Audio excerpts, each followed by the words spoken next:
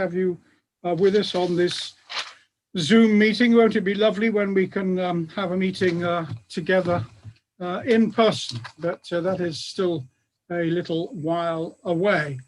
My name, for those who may be watching from outside, my name is Councillor Peter Martin. I am Chairman of the Value for Money and Customer Service Scrutiny Committee.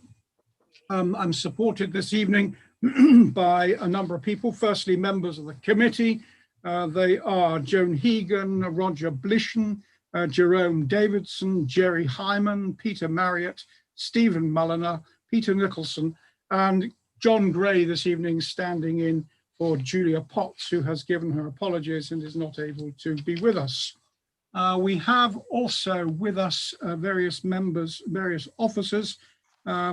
I think we are to be joined by Graham Clark, or is Graham already here? Oh, he did say in the meeting earlier that his he had a power cut.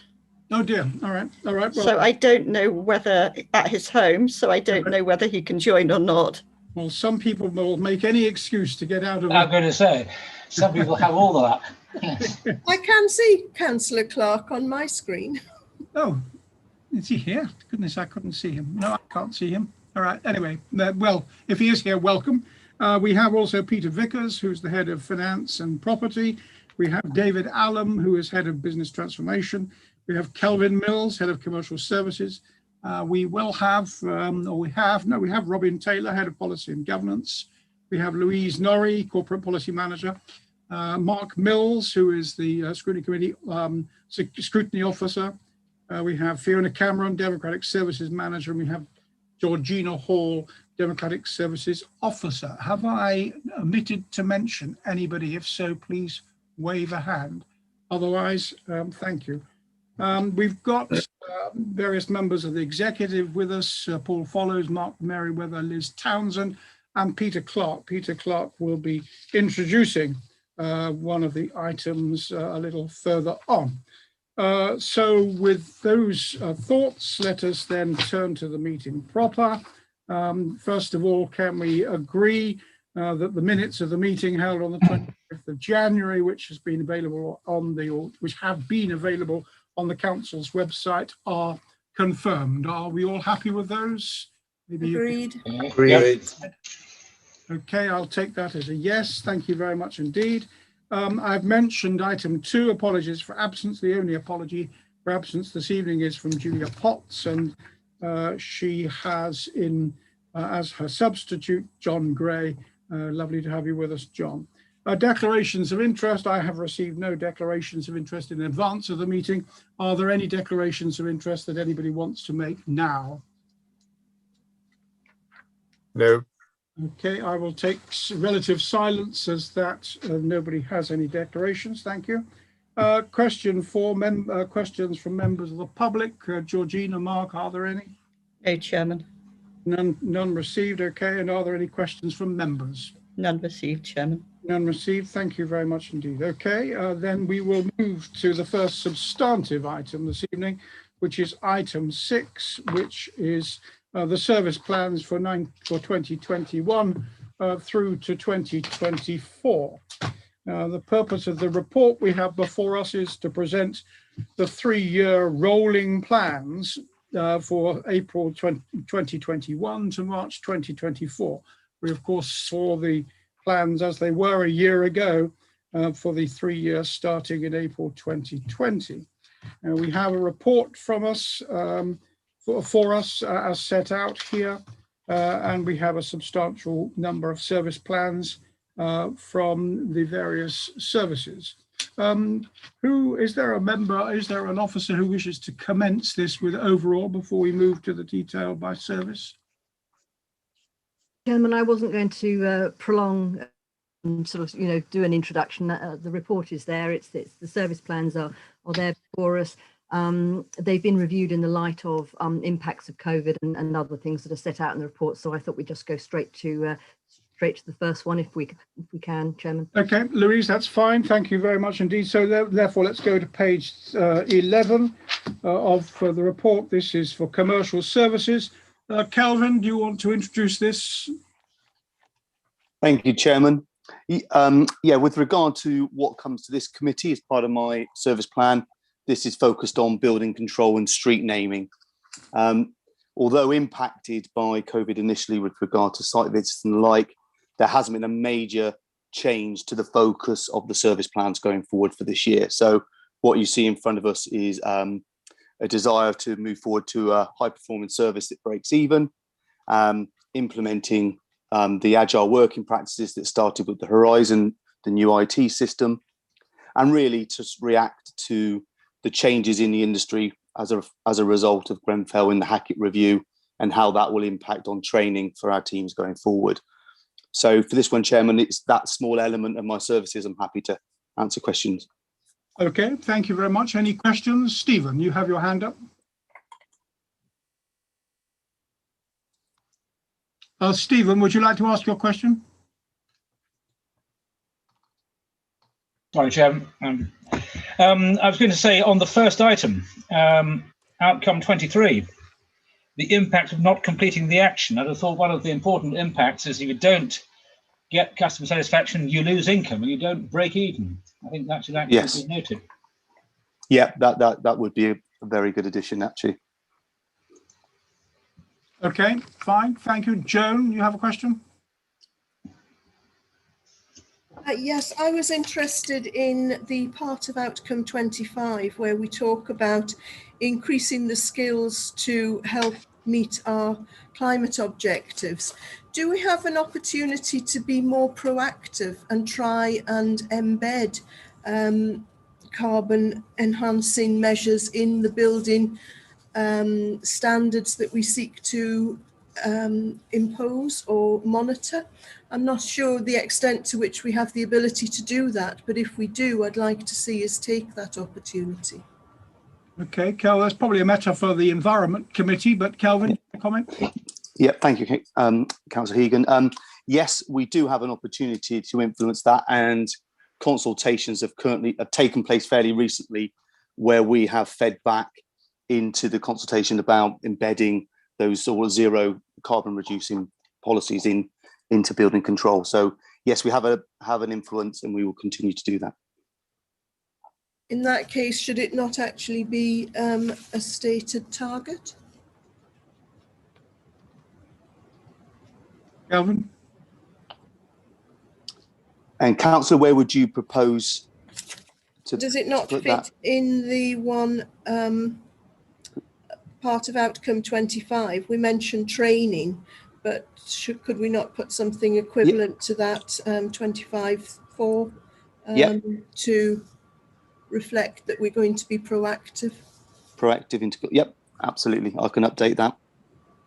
Okay, I think that's a very reasonable point. Okay, Jerry? I think, thank you, Chairman. Yes, I think that throughout these, all of the pages here, when I went through them, I thought really what I need to know, and it's probably somewhere elsewhere within detail, is what are the metrics, as Councillor Hegan has asked. Where is it that we have weaknesses? What are the weaknesses we're going to be correcting? What are the improvements that we're specifically making? I mean, I think if a resident were reading through this and they saw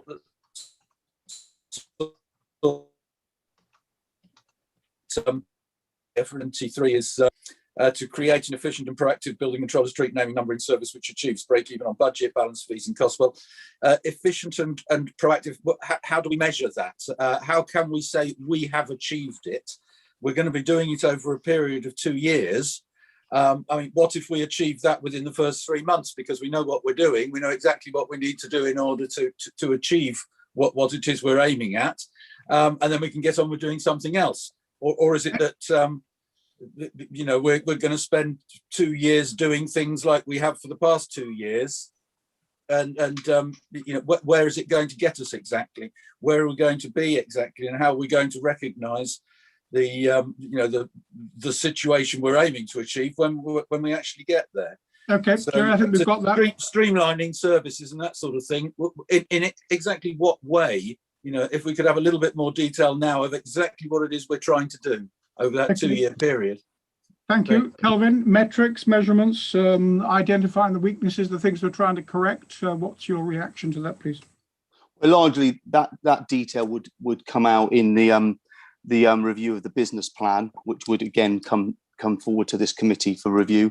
We also have the performance report, which comes through quarterly, where we set the KPIs to assess how we're performing specifically as a service. So there are metrics within there how we assess performance. If those need to be enhanced within the performance report, that can be something we can look at going forward.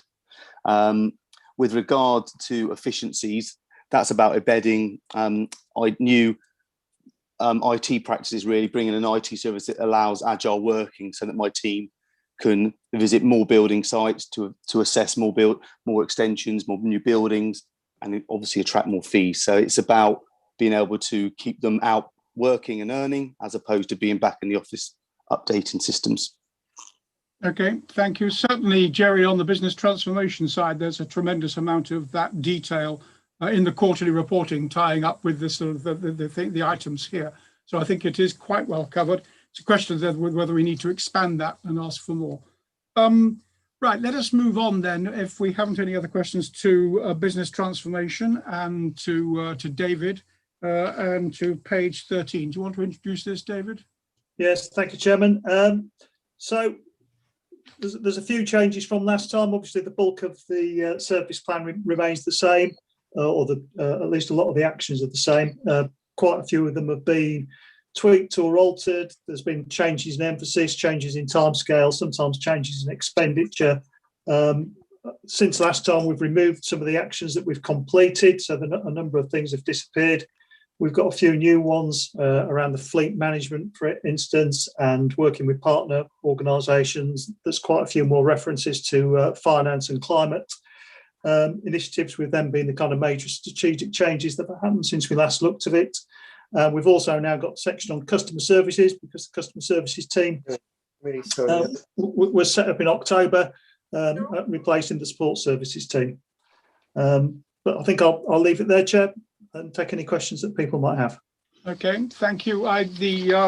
Certainly on your outcome one with the business transformation programme, we have a great deal of detail on that, which is in another agenda item, and which again is covered in some detail in the quarterly reports. John, you have your hand up. Jerry, have you still got your hand up from last time, or you wanted to speak again? So John, would you like to ask your question? Thank you, Chairman. Yes, just on the first item, we've got a start date of 1st of April 2020 and an end date of 2023. Now, my understanding is this is a 3-year rolling plan. Does that mean that you're completely finished by 23, or is it going to 24? Because I thought, looking at your status and some of the savings, it did actually go out a year. So I think most of the projects will be largely complete by 2023, but we've got some new projects in the pipeline as well, which would, if agreed and added onto the programme, would take us beyond that. It may be that I need to tie up some of my targets with 2023. I'll have to have a look at that. Thank you for raising that. Just on the same theme, David, if you go to outcome 13, which is on the business travel and so on and so forth, that's scheduled to finish on in June 2021. Is that on track for such an early finish? And would you like to tell us a little more about what's going on in that area? Was that staff travel, Chair? Sorry, yes, review of staff business travel arrangements and out-of-pocket allowances and mileage. Yeah. So the review's essentially complete from a business transformation point of view, but it now moves to the HR team to go through the formal consultation. So we've completed the informal consultation. We've concluded our views, made our recommendations, which have largely been accepted. But we're now in consultation with the staff, and we'll be moving into formal consultation. And what are the proposals, very broadly, that you are suggesting? Are you suggesting reduced mileage and the removal of some arms of essential car user and things of that sort? What are the general items that you're proposing? Yeah, there's 4 proposals that we've fed back to staff at staff briefings recently. So one of them is the removal of meal subsistence allowances, which is a kind of very small tidy up, only accounts for about 2% of the total savings, and that's been replaced by a more standard expenses procedure. We're also suggesting that we move to the Hmrc mileage rates, as the Hmrc have kind of suite of mileage rates, whereas we had some that were paid in excess of those Hmrc rates. So that's going to 45 pence a mile, which is the Hmrc, is that right? 45 pence a mile for cars, and there's different values for bikes and motorbikes and having passengers. So, but yeah, essentially it's 45 pence a mile. That accounts for about 15% of the savings.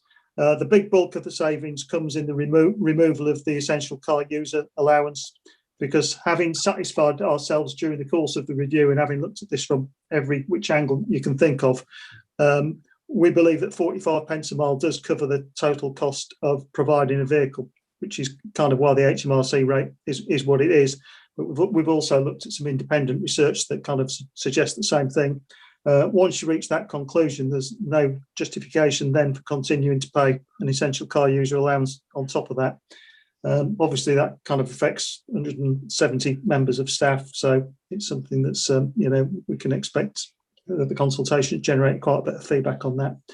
And then the final 15% or so of the savings will be generated by ending the kind of lease car scheme. So that scheme's now a legacy scheme, and those people who are on it who haven't actually exercised their right to have a lease car, there's a compensation package in for them.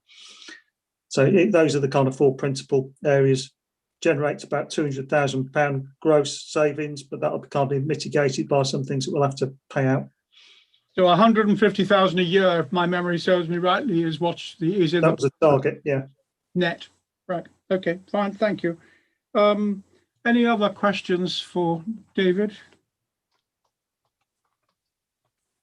I've just one further question from me, if I may, on outcome 12. The strategy for the maintenance of Waverley owned bus shelters. Just how many bus shelters do we have? And do we own them all, or are they jointly owned with Surrey County Council or jointly owned with bus companies, or what? What's the well, we have 95, and then Surrey and the parishes have others. I'm not sure bus companies have any, but Surrey and the parishes do. And as I say, we've got 95. Okay, what's the history behind bus shelters? Why and who provides them and why? That I don't know, Chair. I was surprised to find that we own bus shelters when I came to Waverley. I always assumed that they were owned by the bus companies, but apparently not. Yeah, okay. Well, I was just I was aware that we had some, but I just wondered how many there were and what proportion of the total it might be. Okay, fine. Thank you. Stephen, you have any questions? Yes, thank you, Chairman. Very briefly, that 150,000 is a number I remember for the staff travel savings. David, do you think that number will be the saving actually achieved? Yeah, we'll get 250. It might be a little bit more. Thank you. Okay, thank you. Then if there are no more questions, let us move on to, well, we haven't got Zach with us on planning and economic development. Does anybody else, Louise, do you want to speak for Zach, or is there anybody else? I am here. I am here. Zach, sorry, my apologies. I didn't see you. No, that's right. That's right. Okay. Yes, I'm sorry. Yeah, sorry. I was a couple of minutes late, so apology for that, yes. Chairman. Yes, so in terms of the value for money O&S, your interest is predominantly in the economic development strand of my service. The planning elements are going to be considered next week by Environment and the Community and Wellbeing or Overview and Scrutiny Committee. Now, in terms of our planning for the future, a lot of it has been shaped this year, particularly by the COVID, not unsurprisingly. And so you may recall that we did produce a COVID action plan, COVID resilience action plan, that was adopted back in October last year.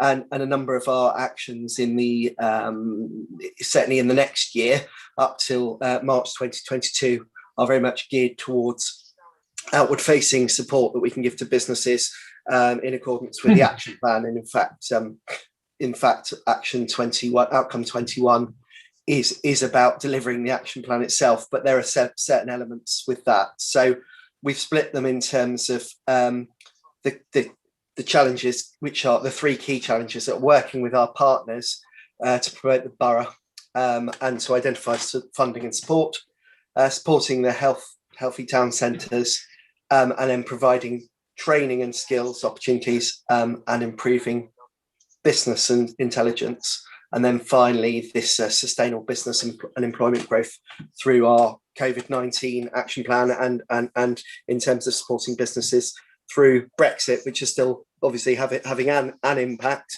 and will do in terms of the information available to small businesses in particular.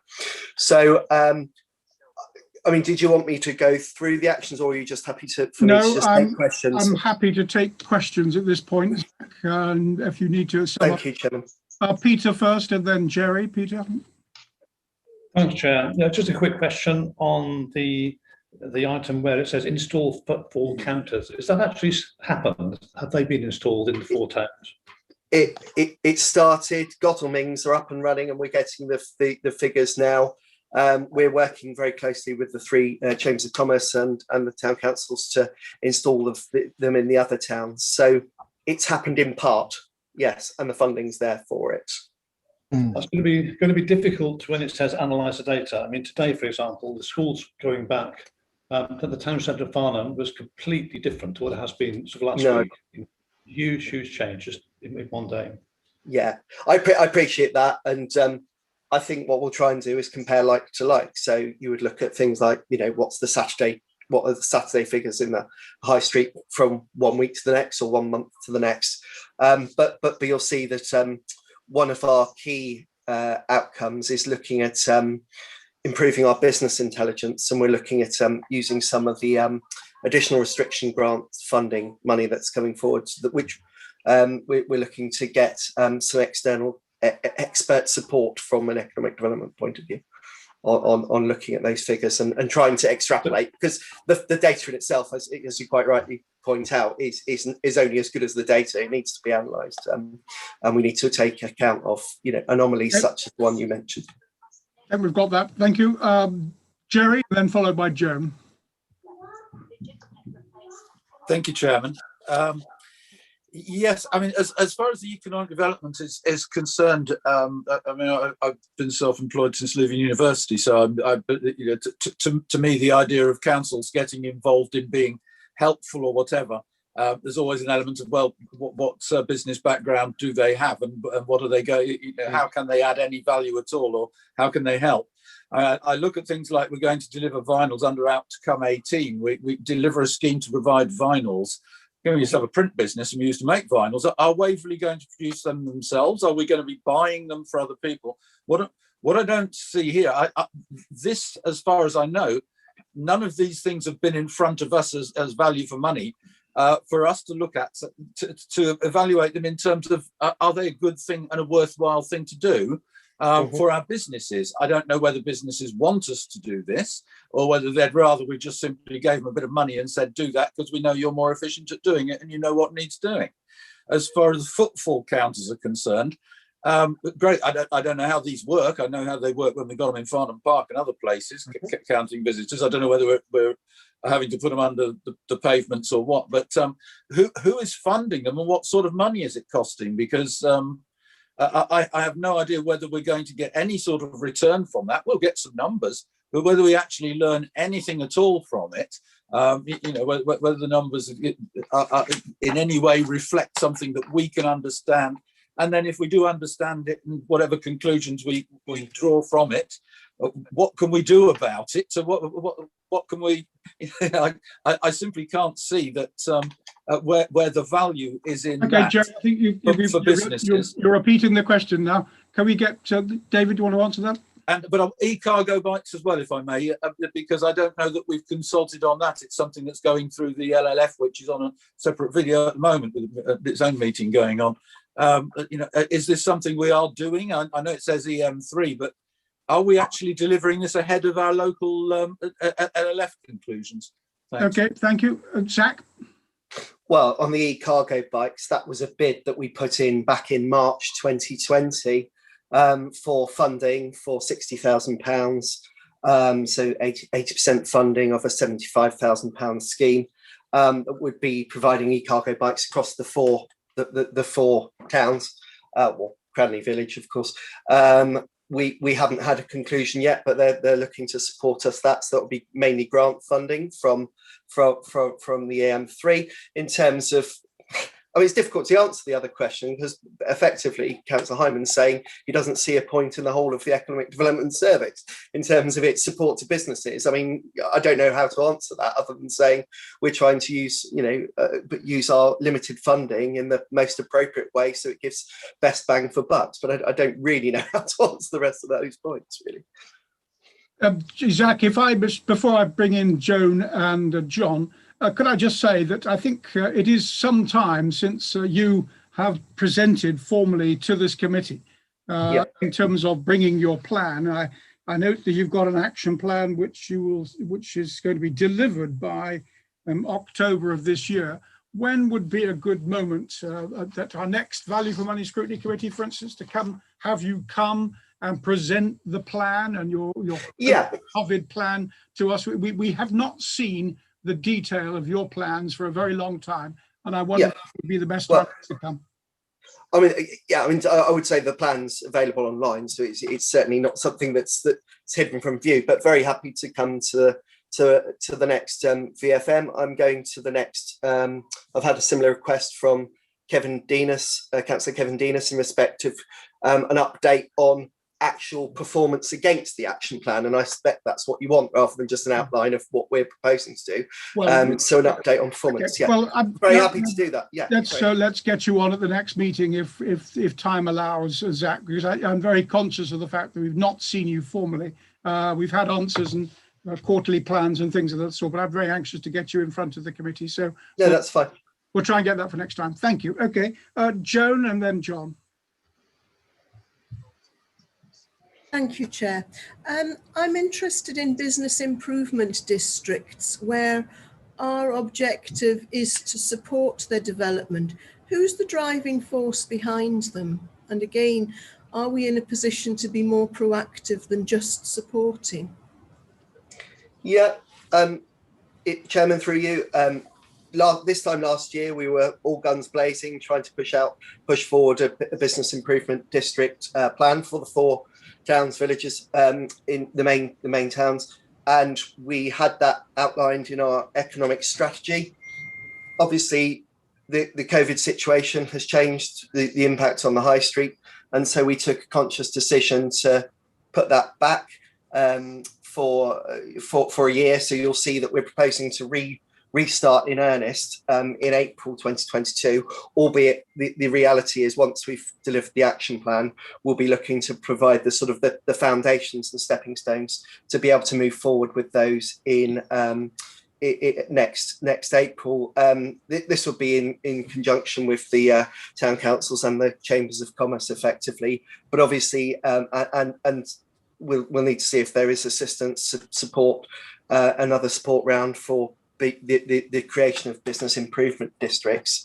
I think the problem we've had in the past was we're trying to create 4, whereas the government's only been prepared to support 1 per council in most instances, and so we do have a bit of a challenge there. But that's something we're going to take forward next year in conjunction with the as I say, the chambers of commerce and the towns and village, towns and parish, towns and village councils. Okay, thank you. Do we not have to be more proactive in actually getting a strategy and a timeline? It just all seems very...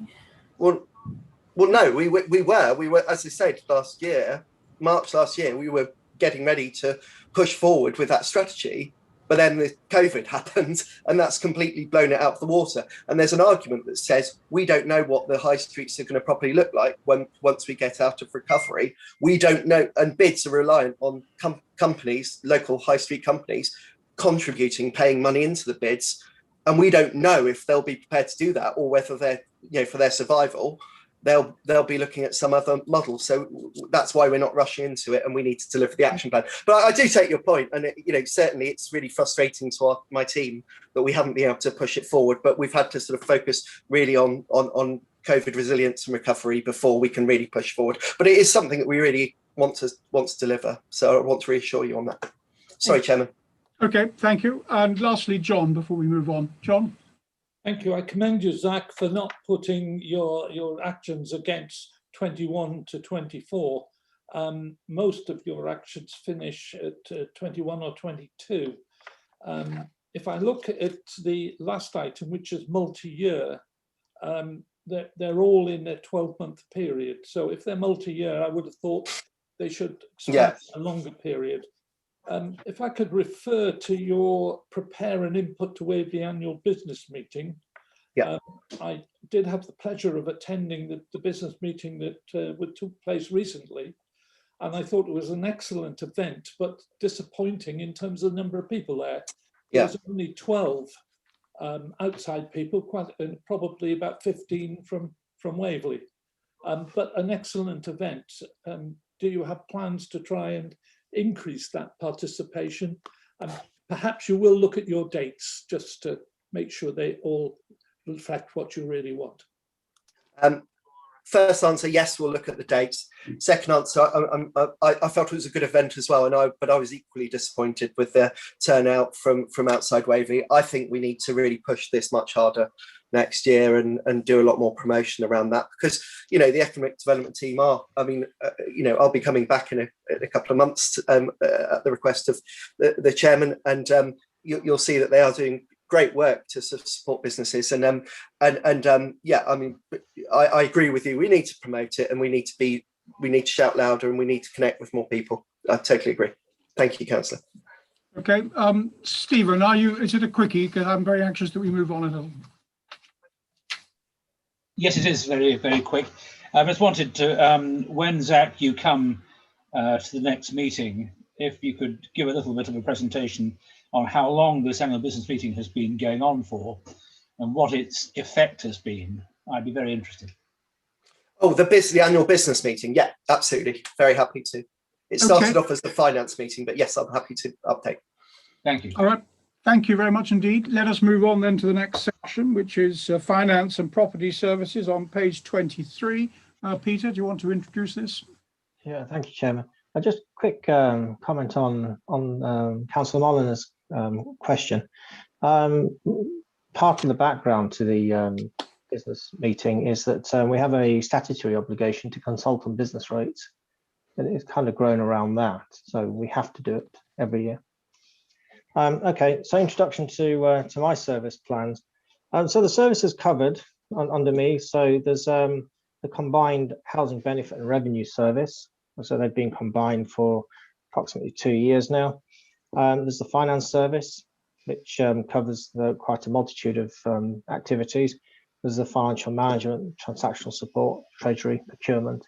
So there's a fair bit in that heading. Asset management team, there's a few bits in there. So there's the focus on the new investment, supporting the investment strategy, the MTFP targets, managing the existing investment portfolio that's already there. So we've got a commercial portfolio that needs to be managed. There's managing the operational asset base, literally from an asset management point of view. So most of the services use assets of some description, whether it's pavilions and sports grounds, wherever there's a lease or a way, leave or an easement, it sits in this team to deal with that. So it's managing all the land and buildings except the Hmrc stock. So that's just an overview of what these teams are doing. So the plan follows that format as I've just laid down. So just going into that, housing benefits, the targets there reflect the pressures that the service has been under. It's been under for some time. It's very much a changing service at the moment. Up until COVID came along, the focus was on the transition to universal credit. Since COVID's come along, actually, the pressure is dealing with the increase in changes in people's benefit and the implications of that. So within the service plan, the targets in there are focused very much on the quality of customer service, and also on the value for money of the service itself, such as driving efficiency. So we're doing the best we can with the money that we have, and making sure that we're doing a great job for that money, and not overspending resources, which could easily be done in a service such as housing benefit, where there's a big demand. The revenue service, the key focus really of that service plan is on service efficiency. It's all about the tax collection and improving the customer service, access to the service, and also looking at driving efficiencies in the way we handle the administration, because it is a very big administrative process. You know, there's nearly 58,000 dwellings in the borough that get billed every year, 3,000 odd businesses. So it generates a significant amount of administration. So the focus really in that service plan is to make sure we're really trying to move with the times and work the way people wish to work in our modern lives. The finance team. So the service plan for the finance team really does recognise the pressures that that COVID's put the organisation under.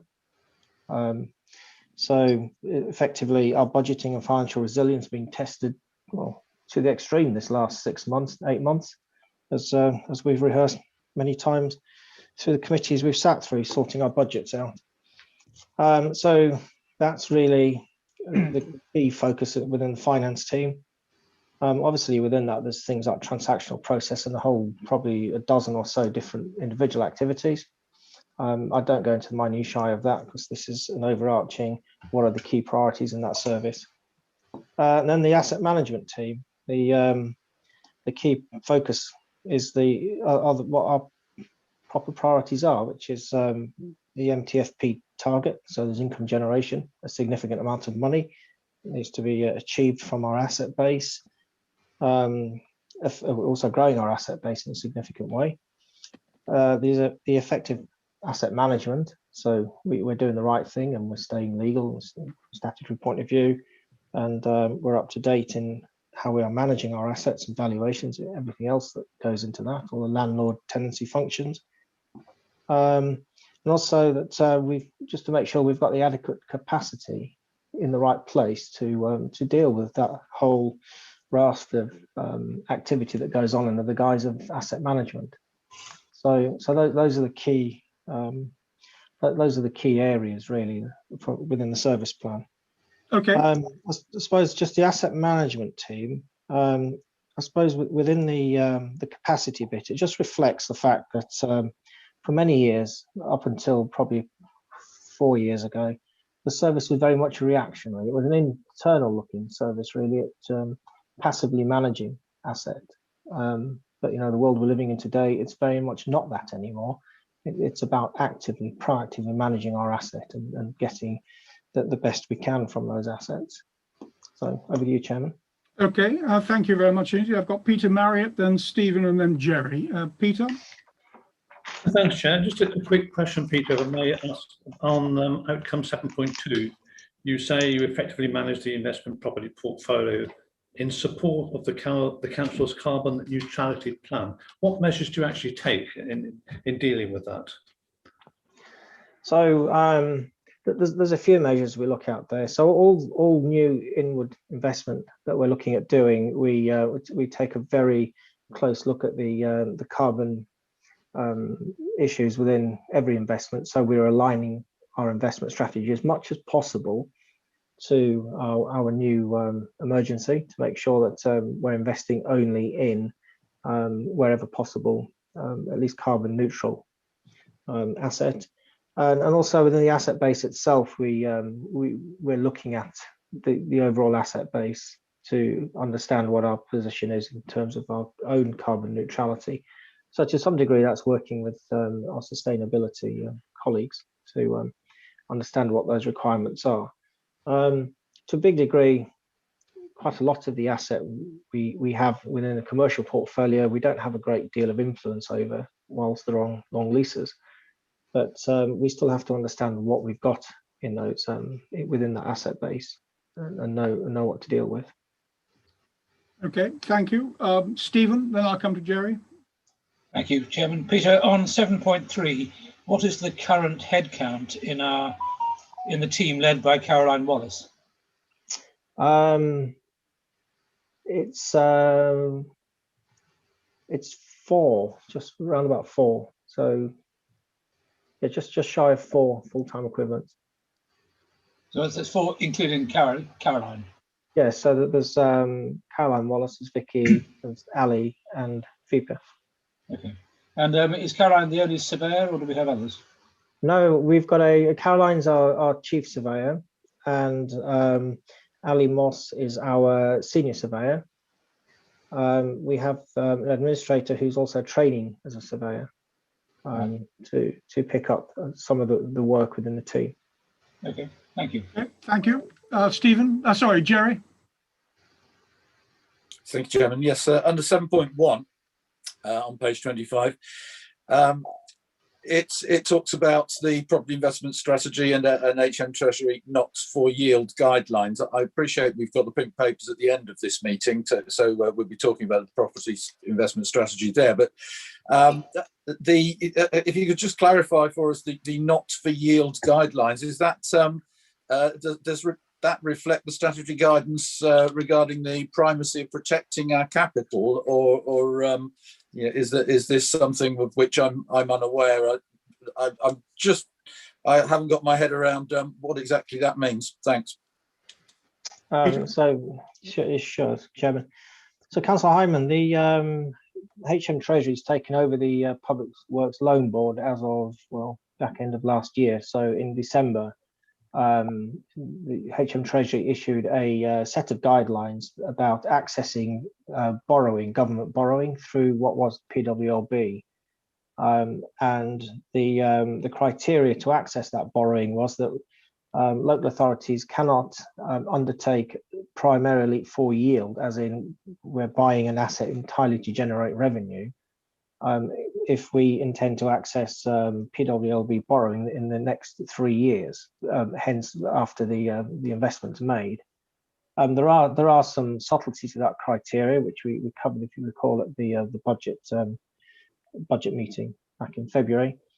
And the key criteria to that is we can undertake things like regeneration, housing, refinancing of existing investment requirement, and those purposes won't exclude us. Although we can't invest in and also land accumulations are another one. So we could accumulate assets, but only where there's market failure. So there's still a lot of detail to come out of HM Treasury on just what that really means for local authorities. The Investment Advisory Board met last week to start work on understanding those implications in terms of adjusting our property portfolio, property investment strategy to enable us to carry on and understand that. But in terms of does it comply with statute? Yes, the statute hasn't changed. There's been no change in statute as such. These are guidelines issued by the HM Treasury. We still fully comply with the Prudential Code for Treasury Management and Capital Accounting. Nothing's changed there. That still carries on as such. Okay, thank you very much indeed. Let us move on then to the final item, which is Robin Taylor and Policy and Governance. Robin. Thank you, Chairman. So as a reminder, the Policy and Governance Service is comprised of 6 different teams. That's Democratic Services and Business Support, Legal Services and Land Charges, Human Resources, Corporate Policy, Communications and Engagement, and Electoral Services. And as you know, within the service, we also provide the monitoring officer function. I'm not going to go through the service plan page by page, but I'll just draw attention to a handful of things, Chairman. So following the recent staff restructure, this service plan acknowledges that we now have a combined Democratic Services and Business Support team. The service plan acknowledges the additional duties the corporate policy team have taken on in terms of supporting the council's contribution to Surrey-wide discussions around local government structures, and also the Local Government Boundary Commission review. So the outcomes related to human resources based on what they were previously, but have been revised to reflect an increased focus on staff and councillor wellbeing, which is recognised within this council, but also broadly across, the HR sector to be something that organisations need to focus in on. The service plan has also been revised to reflect the various strands of work the service is doing and will continue to do for some time to support elements of the council's emergency response to the pandemic, and also the recovery strands, which Kelvin was obviously talking through and are on the agenda for this evening. So those are the things I wanted to draw attention to, Chairman, but I'm happy to answer any questions that members have. Thank you. Okay, thank you, members.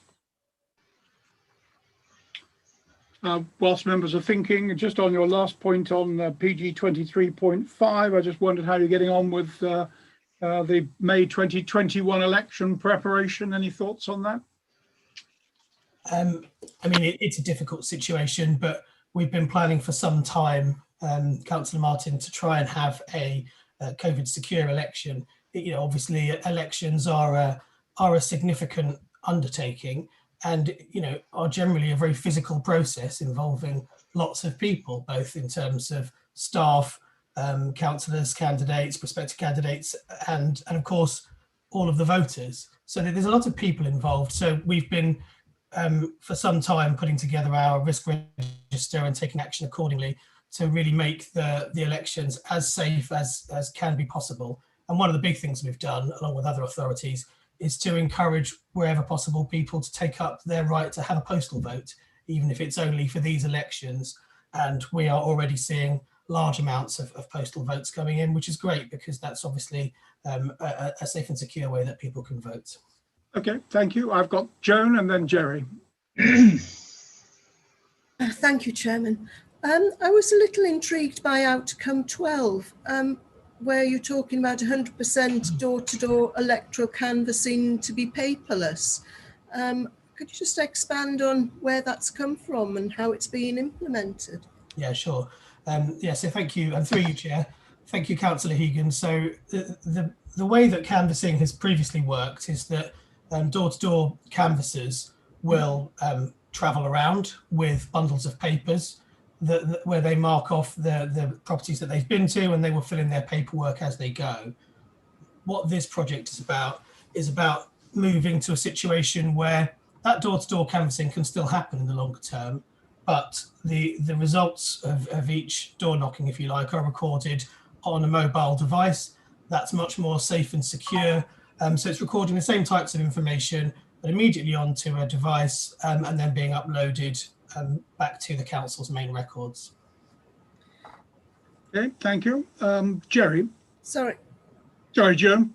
I did have another point as well, just very quickly on KPIs for some of the legal aspects. I think that things like freedom of information and response to land charge searches are capable of being measured in the same way as a lot of our other activity. It does seem to me that they're a little bit under the radar there. It may be that obviously the service plan refers to statutory timescales. Maybe it would be helpful if we just listed what those statutory timescales are, just for visibility and transparency within the service plan. So I'd certainly be happy to make that change, yeah. I was thinking more about having KPIs in the quarterly reports. Oh, yes, I absolutely agree. Yeah. Okay, thank you. And finally, Jerry. Thank you, Chairman. Yes, there's a number of the areas here which I've marked up. Starting on the first page of it, on page 27 at the bottom, to supporting effective project management. Effective project management is always a difficulty for councils, not just Waverley. This project starting on All Fool's Day in 2021, in a few weeks' time, for a few years, what are we going to see from it? How will we be? How are we assured that the 3 years of work are going to make sure that we have effective project management in the future? I'd like to know what the metrics are, how we're going to be able to, what exactly we're going to be doing, basically. What's the plan? Because that's what this is. It's a service plan. and I really do want to know what the plan is on each of these things. Okay, if you cover that first, but I've got a number of them to go through, if you wouldn't mind. Thanks. So hopefully good news on that is that actually you've already seen results of some of this, even if it hasn't been branded that way. This is, as it says in the plan, an ongoing task. We will keep that suite of documentation under review, but actually when you've seen in this committee and in other places, I'm sure, project initiation documents, risk registers, business cases for projects, some of those come into public committees and some of them don't. Some of them go into informal working groups and some of them are just used by staff to manage their work. All of those have been guided by this project already, because this project is about having standard documentation templates in place and encouraging everybody across the council, staff I mean, to use them when they are formulating projects and when they're monitoring projects. So yeah, there is more to do, which is one of the reasons I put it as an ongoing task to keep those under review, but you've already seen the outcomes of some of that. Okay. Yeah, so I'm still on, sorry. Yes, okay, thanks. We moved down to page 28, 3.2, it's in the middle, roughly, which is about learning from customer complaints. We've seen, obviously, we have the data which is put forward in the performance monitoring for us on a quarterly basis, but I think it's very difficult for councillors for us to see what lessons are being learned, and very often it's very difficult to tell actually that any lessons have been learned from the complaint system. And I'm wondering how are we going to, as councillors, know that these lessons are being learned in future? Is there a new system going to be in place whereby it's made perfectly clear to us and presumably to residents as well that what we did wrong and how we have changed matters, what lessons we've learned from it, just straight in front of us, from every complaint that's gone in about the council that's that is presumably just ones that are upheld, as opposed to ones that are dismissed. Rob, what was that? Through you, Chairman. So there are a number of, as well as the quarterly reports, which tend to focus more on the timeliness of complaints and the number of complaints that we have across the council. There are a number of regular reports which come into various committees. So, for example, I bring my annual report of standards complaints into the standards committee. There is an annual review of corporate complaints that comes into the same committee, and also housing ombudsman complaints. And within those reports, we include the letter from the ombudsman, which picks up in particular where anything that's gone as high as the ombudsman has been upheld. But there are, in terms of whether or not there's a new system for complaints, actually, we are having a new system for the management of complaints. That's one of our low-code builds that you see referenced in David's plan there. But actually, this row within the service plan doesn't directly relate to that. Okay, Jerry, I'm concerned with time. How many more points do you want to pick out your most important couple of points, and then we could draw this to a close? A lot of it's actually, the rest really comes to the issue of getting, being able to ensure that we can get answers to questions. This is what I've been raising at the Standards Committee and audit to some extent over the past few years. And it's a matter of being able to get a straight answer to a question. It ties into 7.7, where we're engaging and listening to residents and customers. Well, obviously, the question there would be, how do we ensure residents are fully and truthfully informed? You know, how can we make sure that we get the answers and the information to be able to that inform residents, so that we can listen to informed views? There's no point in listening to residents who haven't really been told exactly what's going on. We have delivering programme of councillor learning and development at 8.4, where we are being supported. We've got a programme supposedly to support councillors, but if we can't get information when we need it in order to be able to direct ourselves in the actions we have to take, it is very, very difficult for us. And anybody who watched the last Standards Committee meeting, which is coming back to the part 3 of our February Council meeting at some point at the very end of the agenda, will know that I was put forward at that meeting motions in order to be able to simply get straight answers to questions. In respect of the code of conduct and ensuring truthfulness, which is the core of the code of conduct, and nobody was interested. In fact, people were fighting it, and any excuse but to have anything that forces people to tell the truth. So, when we're looking at the code of conduct, bit at 9.2 Jerry, at the bottom, can you bring this to a conclusion? Yeah, I am, Chairman, but this is the most important thing we've got. To all our residents, everything is based upon our code of conduct and truthfulness. And quite frankly, I can tell you don't want it to be talked about either. Very disappointing, the attitude that I seem to get. Look at the very bottom, if you would, Chairman, at 9.2. We've got that it says that we've got to respond to complaints made to the monitor officer or questions that arise with respect to councillors' code of conduct. That's all about the truthfulness. You've got to have that within the system. Everybody's trying to avoid it. We are doing the opposite, yet we're pretending we've got a plan to do the right thing. I'd like to know, when are we going to have us in place? How can I ensure that when I ask a straight question, like where is our appropriate assessment of the mitigation, when am I ever going to get an answer to one straight, simple question? How do residents stand a chance if they're asking questions? How do they stand a chance of getting the truth if I can't, Chairman? I think we've got your point. You make this point very frequently in a large number of meetings, and it's a point. Yeah, well, do you think that I have to give up and turn a blind eye then, Chairman? No, but we've got that point. Can we allow Robin? Well, we get me an answer then, please, Chairman. Well, I think there's a very political slant to this, but Robin. Yeah, right. An excuse for not going for truthfulness. No. Again, Robin, do you want to comment? Well, there's a number of comments made there, Chairman, by Councillor Hyman. I didn't detect a single question in there, and there may have been a number of questions, but I think I would have to first of all start by saying that I don't see evidence in how the council functions of councillors asking questions and officers refusing to give an answer. I think that was what was being said.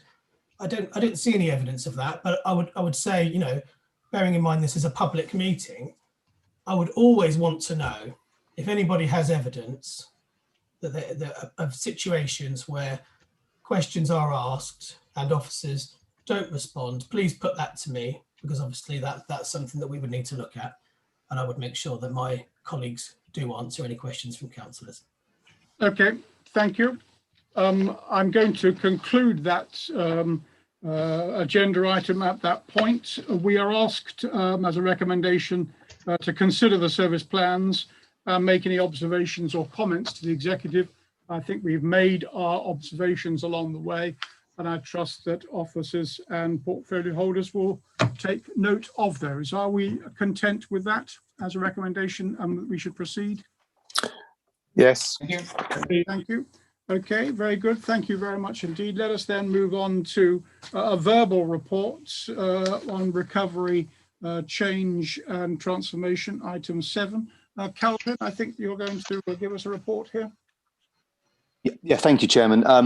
And this is sort of an interim sort of brief update really, because just to remind ourselves, the recovery, change and transformation programme was set up in April 2020 in response to the emergency situation caused by COVID-19 pandemic. It really sought to understand the impact of COVID-19 pandemic on Waverley Borough Council, to acknowledge the change that has been required to respond, and to identify the immediate needs of the organisation and the community as they move from the emergency operations to recovery and planning for the future. So the recovery programme involves two main strands. That was the organisation's recovery, Waverley Borough Council, and the wider community and economic recovery of the Waverley area. So we're now moving into the final phase of this programme of works, and we believe it's achieved its aims. The impact of COVID-19 has now been assimilated into the normal business operations of the council and how it supports business in the wider community. And that was alluded to earlier with the Economic Development Action Plan, for example. So what we are looking to do now, Chair, is all projects are proposed to close this month and transfer back into sort of business as usual or business transformation. And what will happen from this point is at the next value for money O&S, we can bring detailed close reports for each of the salient projects with lessons learned and end of project summaries, and also an end of program report. So we're just in between the phase of just coming to the close of this program of works, Chair. Thank you. Okay, thank you very much indeed. Any questions? Okay, thank you. I note that you'll bring to our next meeting, Kelvin, your recovery, the sort of close of business on this one. Absolutely. Go from there. Jerry, you had a point? Thank you. Only just if I can refer members to page 41 of their written reports here in front of them. If anyone's capable of reading it, they're a better man than me. I just can't read that. I pride myself in reading the reports, but that there I had to skip over, I'm afraid. Can we not have that, please? Sorry, you're going to back to page 41 of the previous agenda item, are you? Or no, that's Chairman, I think we have an extra copy sent to us in large size during the week. yeah. Sorry, that's the business transformation project. Yeah. You're jumping ahead, Jerry. We're on item 7 at the moment, recovery, change, and transformation. Okay, there are. Thank you. Stephen, did you have a question for Kelvin? No. Okay, fine. Okay, so we look forward to seeing you again on this subject at our next meeting, Kelvin. Thank you very much indeed. Okay, item 8, the business transformation project, page 39. And I think Peter Clark, as the portfolio holder, had requested some time to present on this. Do you want to give us a quick introduction on this, Peter? You're muted.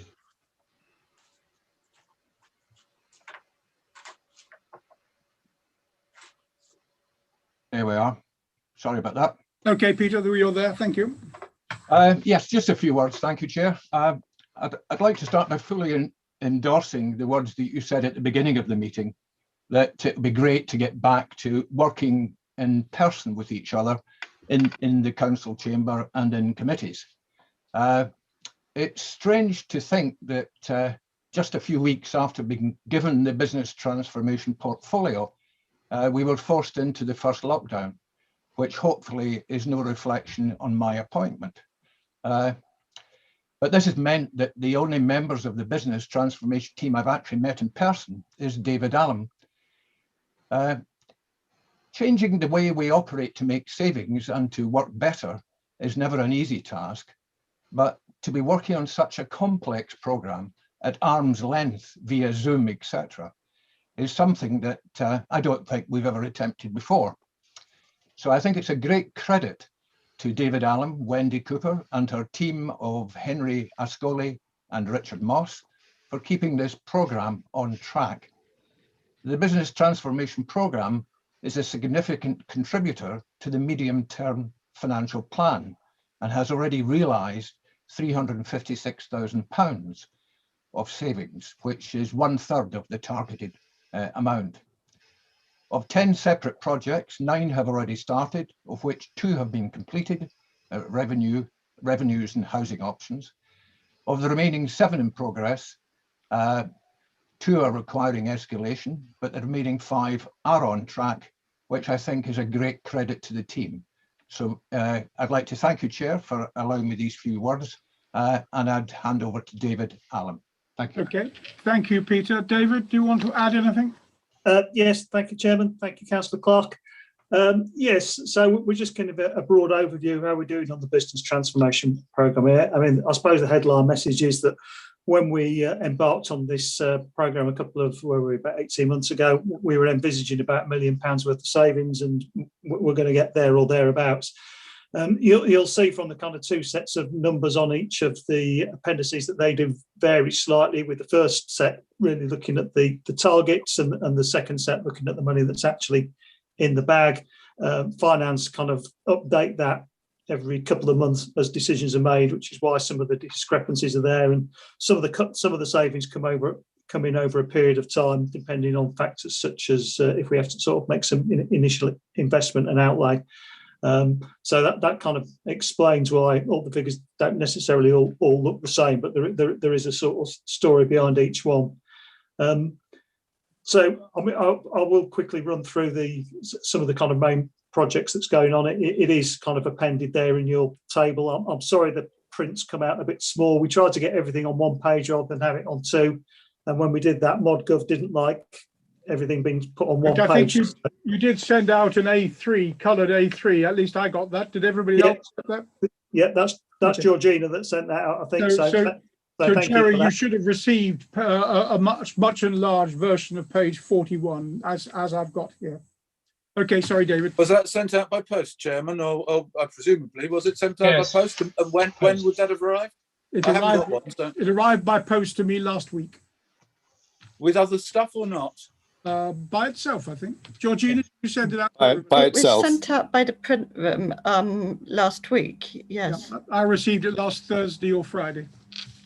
My neighbours are probably enjoying it, thanks. Okay, fine. Sorry, David, do continue. Yeah, so the staff travel one we've already spoken about, so I won't go over that again. The planning review, we have had a little bit of hiatus, but we are ready to go on that again. The project team set up. We're doing a little bit of a restructure to support Zach with the appointment of a business manager. Once that'll complete this week, and then we'll be ready to take off in earnest with the planning review.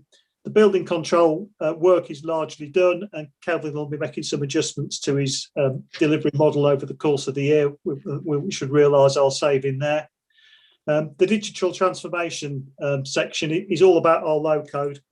Members might remember that we've kind of invested in this kind of low code solution where we write our own kind of within our own framework. We can kind of write our own kind of systems. The first one went live on Monday, which was the housing rent account, and we've got a number of others that will be coming on track over the course of the next year to 18 months. Print, post and scanning, the savings are projected at 73,000 on this chart. Actually, they're going to be a little bit in excess of that, so that one's done kind of really well. All we've done on that is review the kind of print contracts. So we've got far fewer printers in the building than we used to, and we've also gone to this hybrid mail solution, where instead of printing something off yourself and taking it down to the post road, you now just press a button and somebody else does it remotely. We've got 70% of the organisation using that, so it's really effective. On average, every item of post that we now send out costs 15p less than it used to, so that's been a real good outcome. Customer services is well on its way. We've still got some existing systems to switch off this year, and a few more changes from the kind of second wave of services coming into the centre. But we're on target to get our 300,000 savings there. Inspection and enforcement's at a very early stage. We're looking in that one at thinking of all the kind of visits we do. Various officers go out to do various things across the borough on a daily basis, and we're kind of thinking of packaging up the sort of technical and non-technical elements of that and kind of revamping our delivery model accordingly. And then a couple at the end there. We've got the future office working as we look to there'll be a new normal post-COVID. We've also got a project looking at replacing this building, which is in Peter Vickers' area of responsibility, but the two are working closely together. And so we're just thinking about how we're going to redesign the building as staff come back into it. We don't expect staff to be coming into it in the numbers that we had prior to COVID. And just finally, tacked on, it's really an RT project, but because the business transformation team have had such a significant role in rolling it out, it's the Horizon project, which is live in building control, goes live in planning later this month, and will extend to land charges probably Q1, Q2 next year. So I'll leave it up there, Chair. Okay, thank you very much indeed. I've got John followed by Stephen. John? I could make it just a small point, David. You said you had no projects going over to the 24. Well, I'll just bring your attention to 9 and 10, which do have figures in 24. Also, if you go to 9, you've got 40,000 expressed in 23, 24. Is there an element of that to go post that, because it's only 40 of the 80,000? Yeah, yeah. These are just kind of you know, some projections at this stage, because we haven't scoped the project out fully. We're still working through who's in scope and who's out of scope. So that they're very, very early projections. We might see those sort of changes. We'll probably get through the discovery phase by the end of this year. We might well sort of change some things as we move on. But you're not halving the estimated savings. You're just putting a marker in 2024. Yeah. I mean, I expect to exceed that 80,000. That's a bit of a conservative estimate. So, yeah. Yeah. Just one other point. I would like to congratulate you on your summary there. I found it very easy to read, and a very good example of the traffic light system and communication. So thank you for that, David. Thank you, Councillor Gray. Thank you. I would echo that. I think the that chart is a very good one, or the spreadsheet there is very good. I've got Stephen, then followed by Jerome. Stephen. Thank you, Chairman. David, first question, can you educate me as to what discovery means? Well, the business transformation team use a particular project management model, and discovery means essentially it's the research phase where you're kind of working out what it is that you're looking at, getting all your facts, collecting data, doing consultation.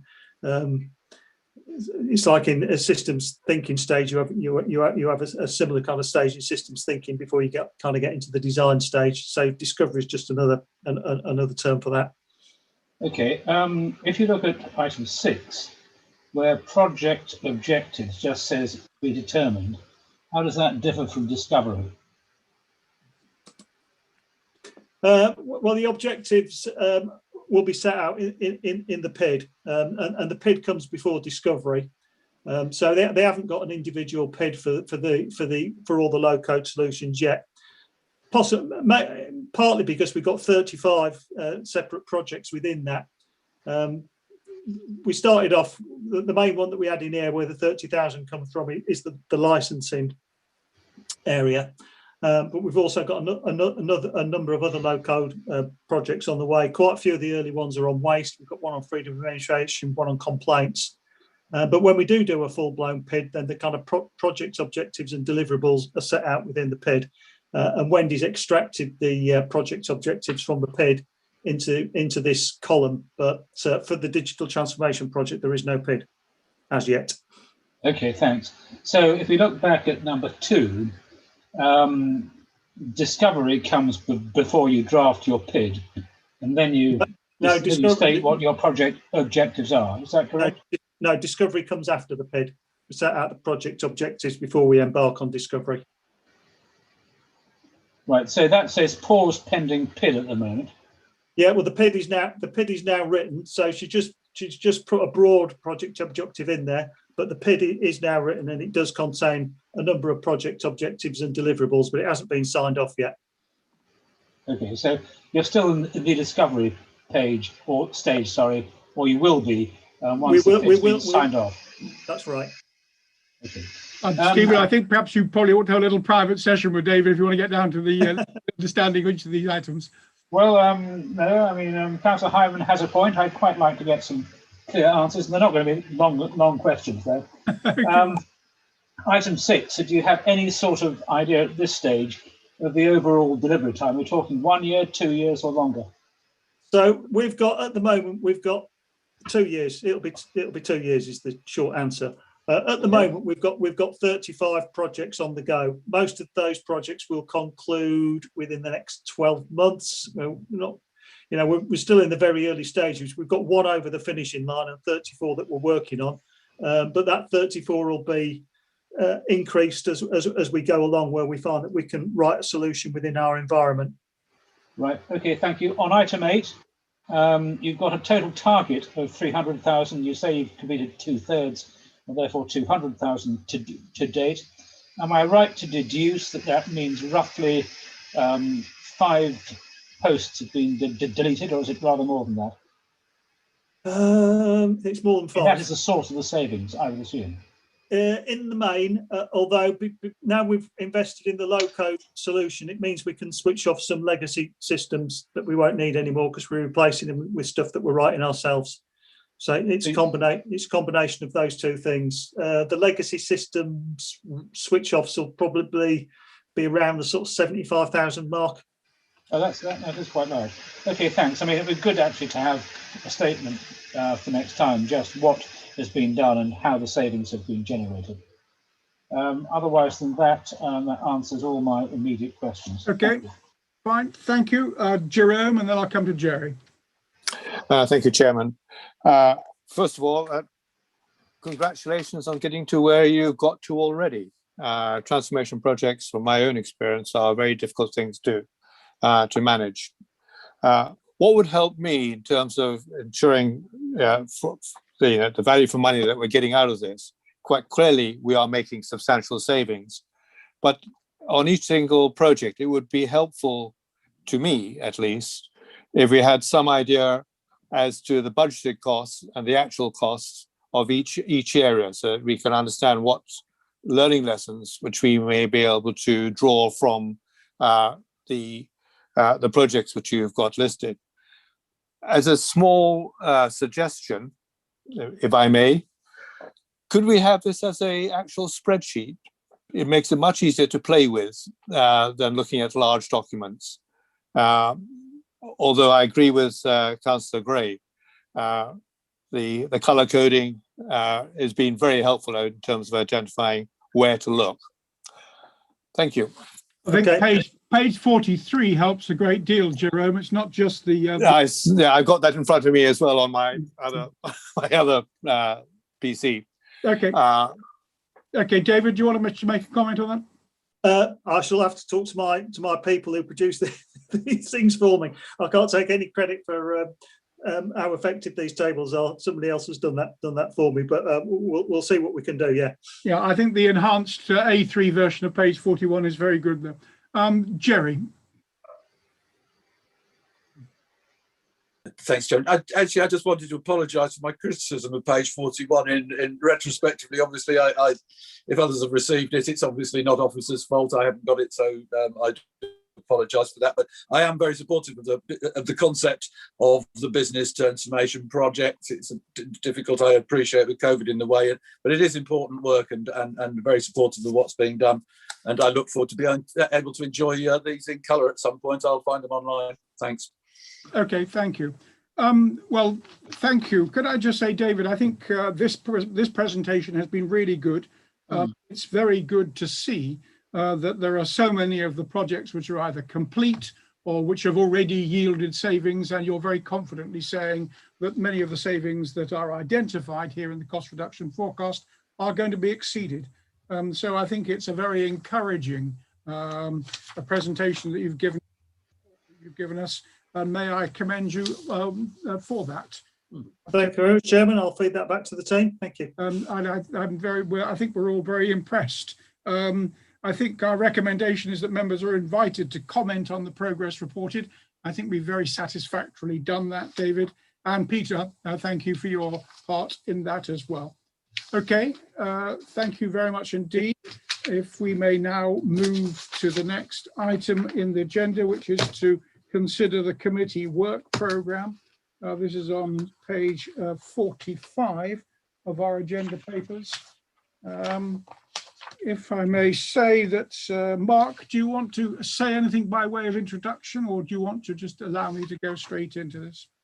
I'm happy for you to go straight into it. I'd noted earlier that you'd agreed that an economic development item would come next time, and I'll add that. Okay, I think the main thrust of what we need to look at, frankly, is on page 50, which is the work programme.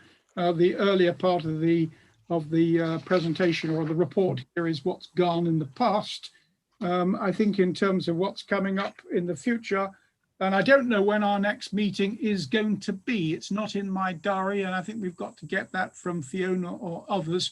But whenever that meeting is to take place, the property investment report, the advisory report, the recovery, change and transformation report, and the business transformation and the service plans sorry, the first 4 items there are standing items, which we'll bring in, although we know that the business, where are we, the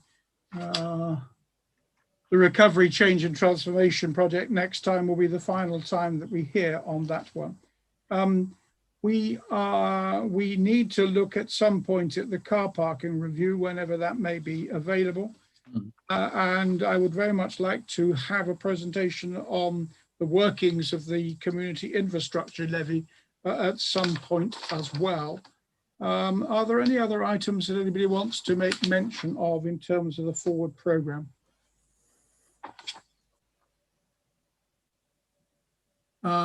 Zach? Yeah, it was just on that last point about the community infrastructure levy. When you say a presentation or an item on the workings of, can I ask you to just be a bit more specific about what you'd be looking for from us? Is it around how it's being spent through this latest bidding round? It's not for us to challenge on the individual items. What I'm anxious to see is that that we have devised a system for the process. The whole process is devised. We are going through the first round of that. Yes. Is the criteria the right criteria? Is the system perfect? Are we getting enough ideas? Are they consistent with the sort of things? It's a process thing very much. We're not looking to second guess the advisory board or the executive. No, I understand that now. That makes more sense. It's about whether or not we've got the correct process in place to make the best, most appropriate use of that money. This is a value for money. Yeah, absolutely. Okay. Thank you. And I, of course, then in addition, at some point, the next meeting, Zach, we said that we would look at your plans as well.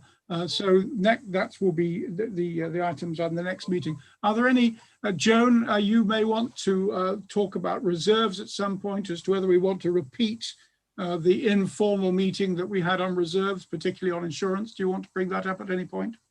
At some point, but I think when we had our planning meeting, we thought maybe more towards September, but we'll see how things develop. Okay, so that will be it. So at our next meeting, then I think we would want to look at the EDS, the CIL process. Zach, are we in a position in a couple of months' time to talk about how the first round has worked as a process? Yeah, I don't see why we wouldn't be. Yeah. Okay, so maybe we could ask you to bring, that's you who bring that, is it? Yeah, I mean, I'd probably bring someone from the policy team, but yes, it would be my service, yeah.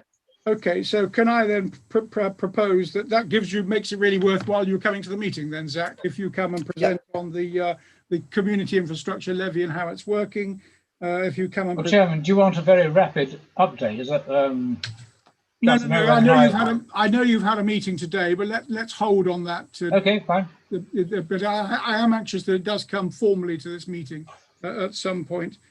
So if you were to come and present to us, Zach, on your EDS plan and the community infrastructure levy, that would be very helpful. Very happy to. Yep. And then we have our other standing items. Are there any other items that anybody wants to suggest that should come up next time? Okay, I think we're there. I will have a review with Joan before we decide on the final agenda. So as always, if anybody wants to let us know around about 3 or 4 weeks before the next date of the next value for money, we can then consider whether we can bring in additional items into the agenda. Okay, that being the case, let us then move on. Thank you. And we now have the opportunity to look at the corporate performance report for Q3. Who wants to give us a general introduction to this before we go into the individual items? Again, Chairman, I wouldn't intend to sort of have a preamble at all on this. Go straight to the pages relevant to your committee. Okay, thank you. So the pages that are relevant to us are, of course, the corporate dashboard, which is page 55 for the next, until page 62, if anybody wants to comment on that. But primarily, we need then to move to the service dashboard, page 86 of the overall report, and David Allen to give us a further presentation on the business transformation. You probably don't want to say much, do you, David? Oh, it's there. I nearly didn't say anything because I was muted, but I'm unmuted now. So not too much more, Chair, because we've had a look at the business transformation elements. IT is always a busy period.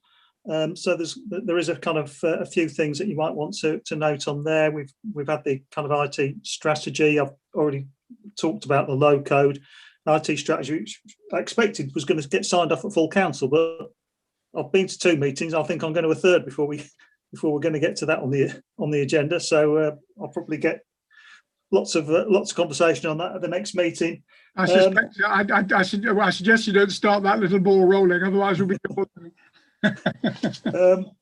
Perhaps kind of worth noting just how significant the cyber challenge is at the moment. I mean, any of you that might have struggled to get in the planning portal in the last couple of weeks, might know that most of that has been caused by all the security impacts of doing an upgrade, and we've had to restrict access to the planning portal from every sort of country in the world apart from the UK and Ireland, because the cyber attacks are just so intense, and it's quite sensitive to those attacks now. So kind of preparing ourselves for the kind of cyber world's quite a big one at the moment. And one of the other things from last quarter, just to note, I've already kind of mentioned it, of course, we saw the end of the support services team and the beginning of the customer services team, and customer service centre went live in October, and it's already beginning to make its mark across the organisation, and hopefully we'll be seeing customers benefit over coming months. Okay, thank you. Any questions from members of the committee?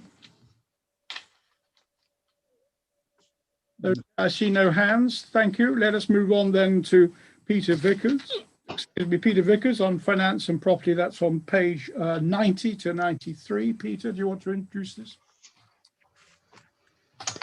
Yes, certainly, Chairman. So you can see all the indicators actually where we need them to be.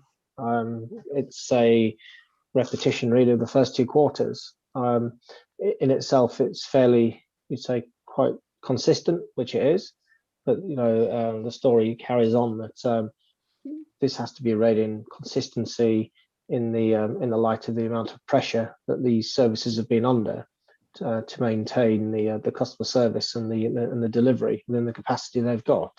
So it's a really great story to tell there. Key thing to note that's new in this quarter is the Treasury Management, which is at the bottom of the financial section on page 95. So we're just bringing to you the, let's get to it myself, look at it. I'm just bringing to you the performance and Treasury Management for quarter 3.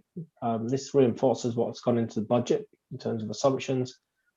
You can see effectively the income dropping off a cliff face there between the current year and our expected next year, which is quite significant.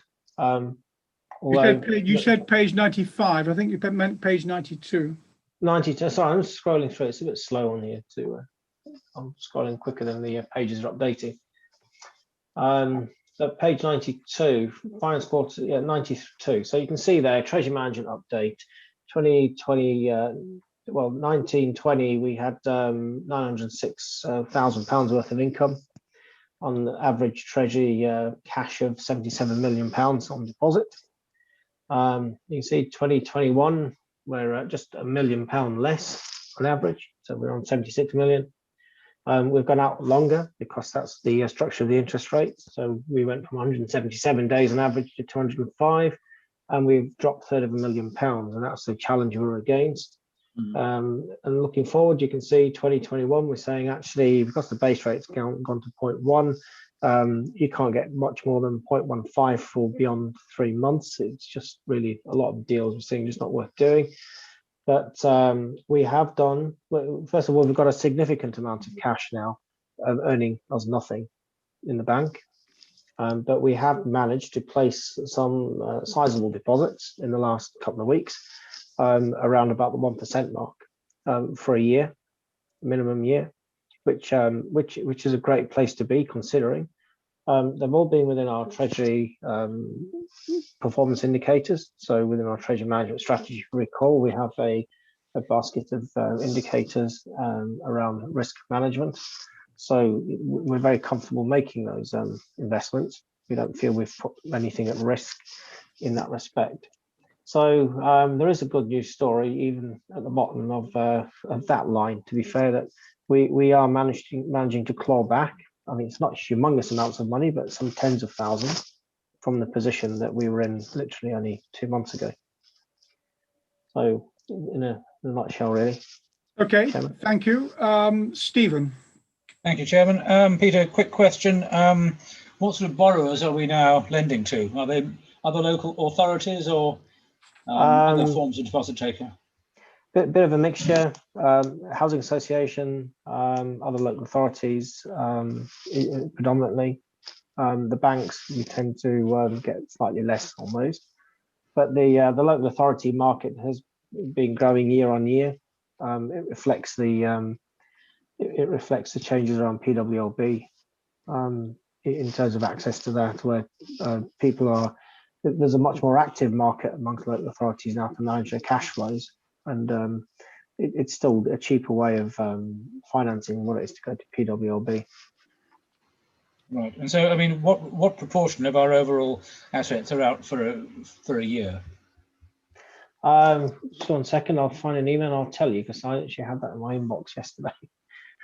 I've slept since then. I was looking at it from the point of view of what we've got in terms of cash. Let's have a look. 1 second. Just find it.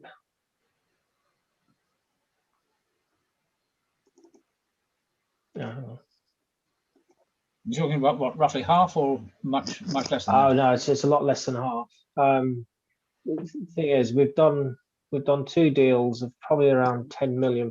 That's beyond. That's 1% beyond a year. Last couple of weeks. The rest of the deals we've got beyond a year at the moment are legacy that are winding out, and that's why we're struggling to place cash any terms that are comparable to prior years. Right. So are you basically about half in cash at the moment, and the rest out for longer? I tell you what I'll do an analysis and I'll drop you a note. Thank you very much. You get specific stats on that. Okay. Thank you. Thank you. Peter, if I may ask a question, please, on the Treasury Management side, would it be possible to add in a KPI, which is our net return on property investments? At some point, you've got the Treasury Management, which is a diminishing item, but as we would expect the net return on property to be an increasing item, would we not? And therefore, it would be of interest to see it in the KPIs. Yes, certainly we can bring that in as a one-liner below as well. It's a relevant figure. Does the average investment that you quote at 76 million, for instance, at 2021, does that include our property investment, or is that just items available for Treasury? No, this is fixed term, fixed rate deposits. This is very much Treasury stuff. It's cash on deposit. Yeah. Yes. Yeah. Okay, fine. Okay, thank you. And then just coming back to page 91 on the performance indicators on KPI F2, the percentage of non-domestic rates collected. We're at a fairly low figure of 71.1 for quarter 3 2021. I just wondered what your expectation of that is, and how we make up any shortfall. Is that made up by government, or is that, or do we just look on that? Of course, it's not, most of it disappears. We don't get much of it, but I'm just wondering how that works. So the way it works is, so we're expecting realistically about a 2% below target. So we're thinking it might be about 97% collected in year. So this year we have a significant proportion of our business rates are actually covered by government money because of the business rate holidays that's been given. Yeah. We've analysed the businesses that are still paying. Virtually all of the big numbers, big rateable values are actually paying. It's the supermarkets, etc., and they're paying. There's no concerns with those. There's just a few other smaller businesses that have gone to different payment plans, and it's stretching out. But that particular indicator, I dug into it last week, looking at that number for other reasons, and it's a bit raw, that data. It needs to reflect the fact that there are some VO challenges that don't actually belong in there, and that will slightly up that number from where it is by percentage point. All right, fine, thank you. And then lastly, Jerry. Thank you, Chairman. Yes, I just wondered if Peter had clarify for us the cash that we're using here. This is the business rates money which is coming in, which we later have to pass on. Is that the case? And also council tax money that we have to pass on? Correct on both. So, and is there anything else that's significant amongst that?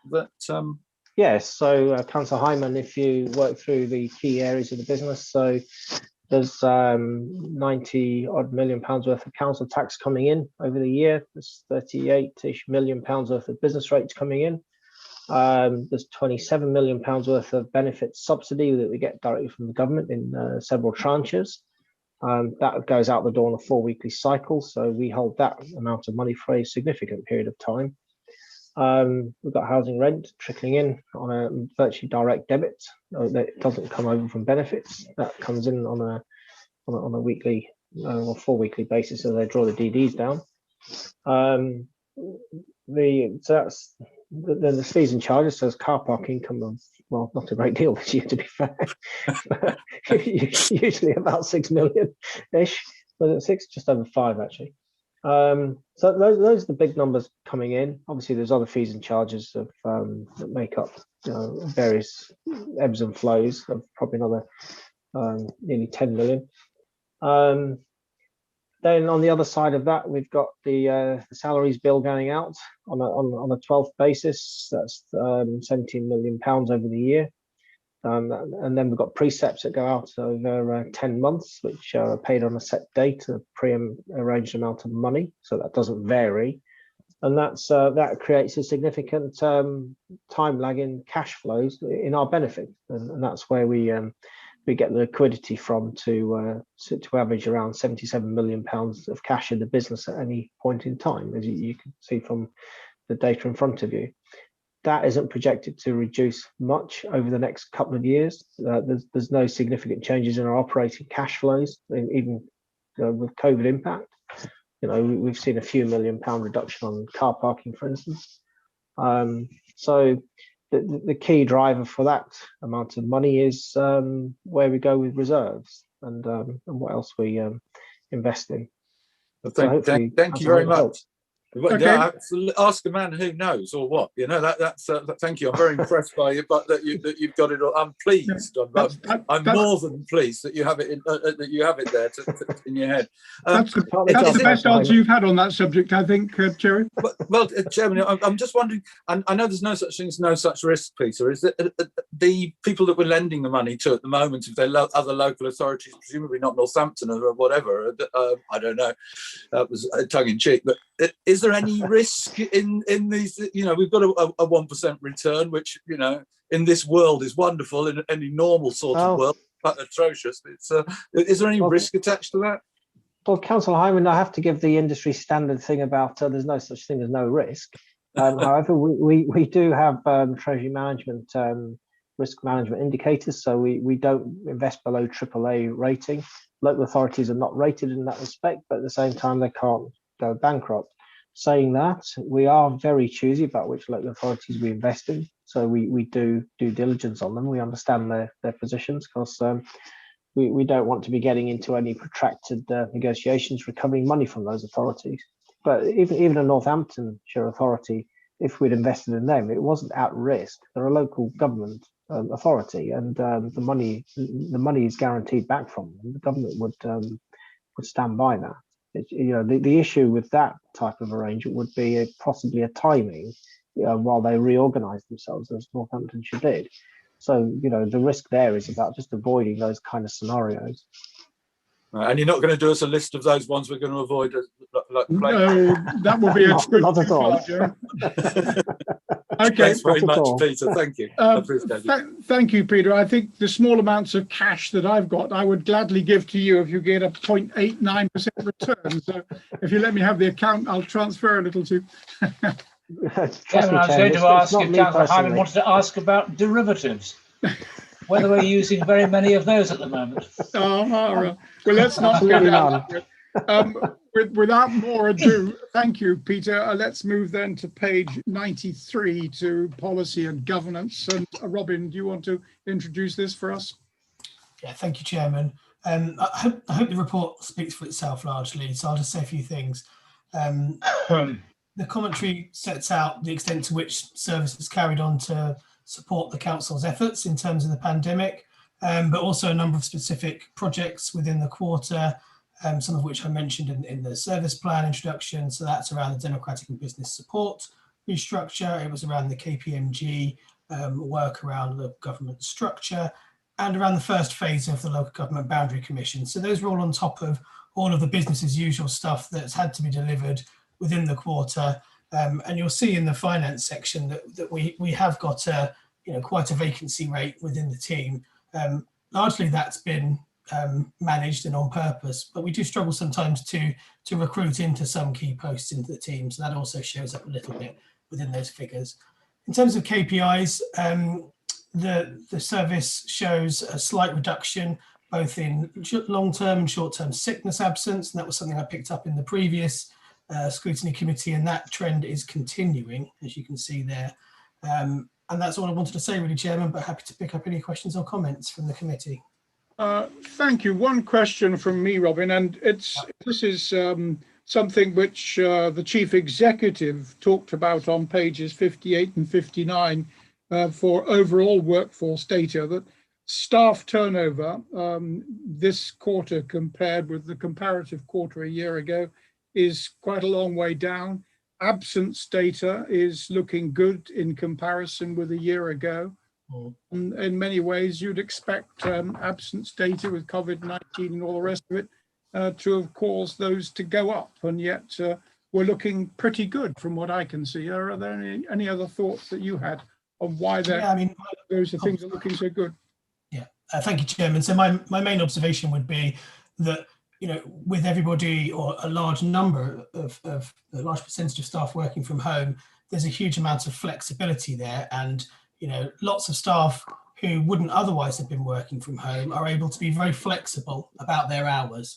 And actually, Waverley's always been very flexible with how staff can work, but clearly in this situation, we've been more flexible than we've ever been before.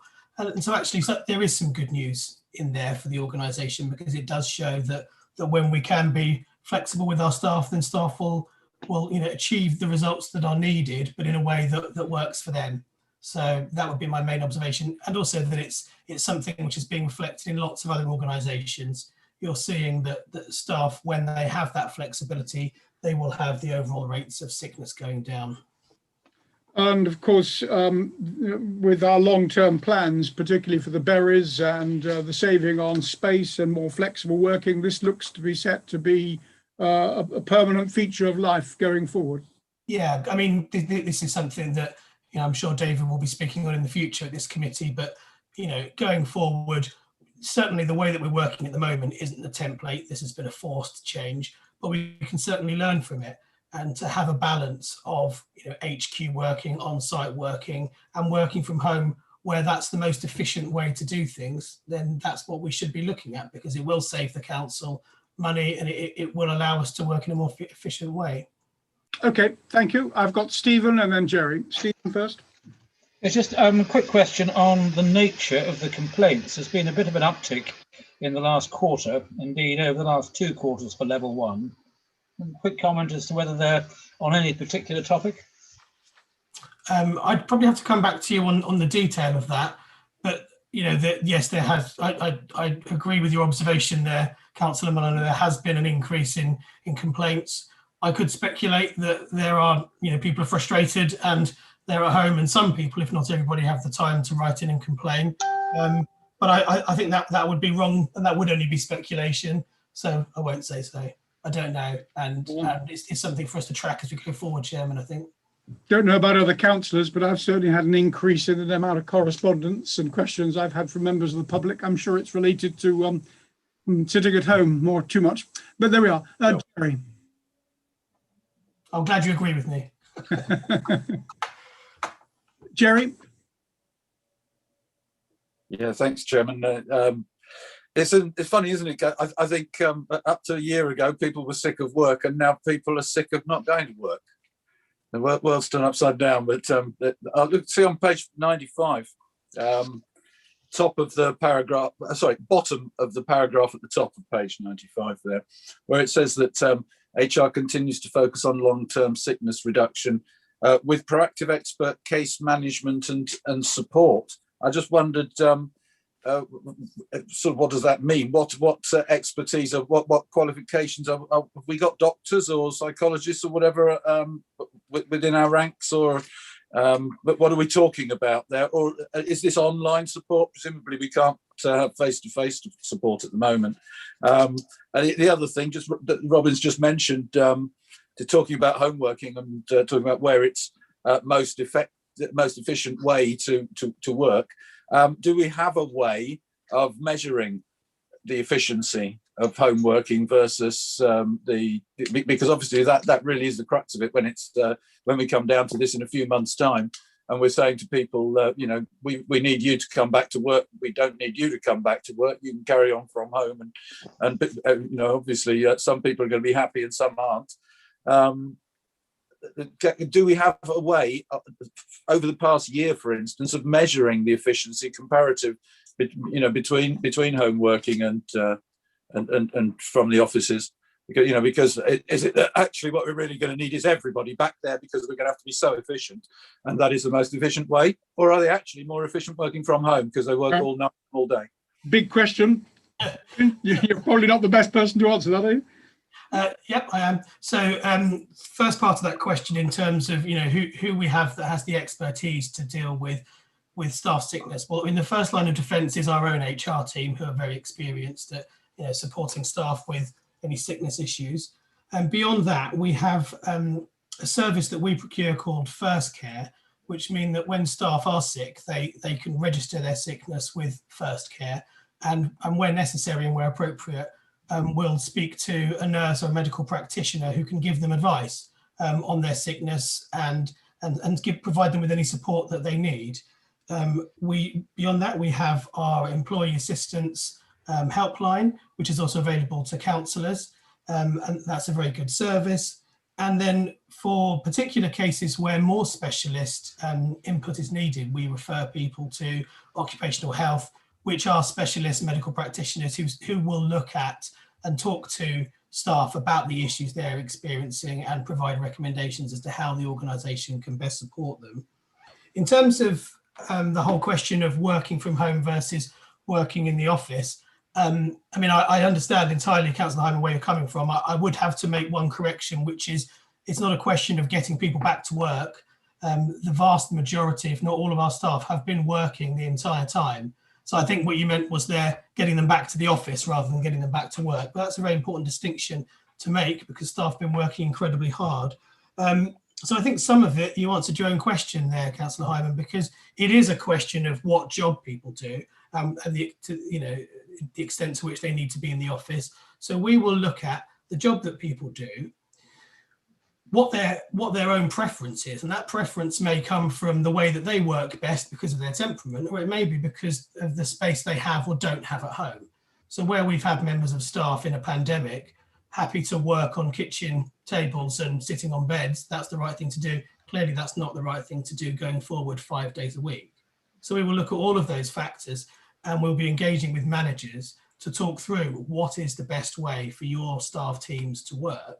And there will be some staff who come back to HQ all of the time, but that won't be many. And there will be some members of staff who work from home most of the time. For a large amount of staff, it will be somewhere in between the two, a healthy balance between working from the office, working on site where that's part of your job, and working from home. And I think that's something that we can really make into something positive, something that's felt quite challenging for staff and for councillors, I'm sure, ultimately we will learn from, and I think turn into something positive in terms of how we work going forward. That we absolutely can't have everybody working from home all the time. Human interaction is a key part of running an effective business. So we will need to bring some of that back, but we don't all need to be in the same council building, 9 to 5 or longer every single day. That's not efficient. So there's an opportunity here, and I'm working alongside colleagues from the business transformation team to try and make the most of that opportunity. I know that there is a lot of work going on this, and we'll see much more of this as we consider plans for the berries and for future working. So there's a lot more to come on this, Jerry, I think is the answer. Well, but the question was, do we have a method of measuring the efficiency? Yes. Actually, I forgot to pick up on that point. Yeah, I mean that's our performance management framework, which is already in place. So we have our corporate strategy, and we have our service plan, and then a number of individual action plans that sit underneath that. And the last piece of that puzzle is that every member of staff, regardless of the type of job they do, will have a performance agreement with the authority, which their line manager is responsible for drawing up in consultation with them, which sets out what they are expected to achieve in their job, as well as the support that they need to do so.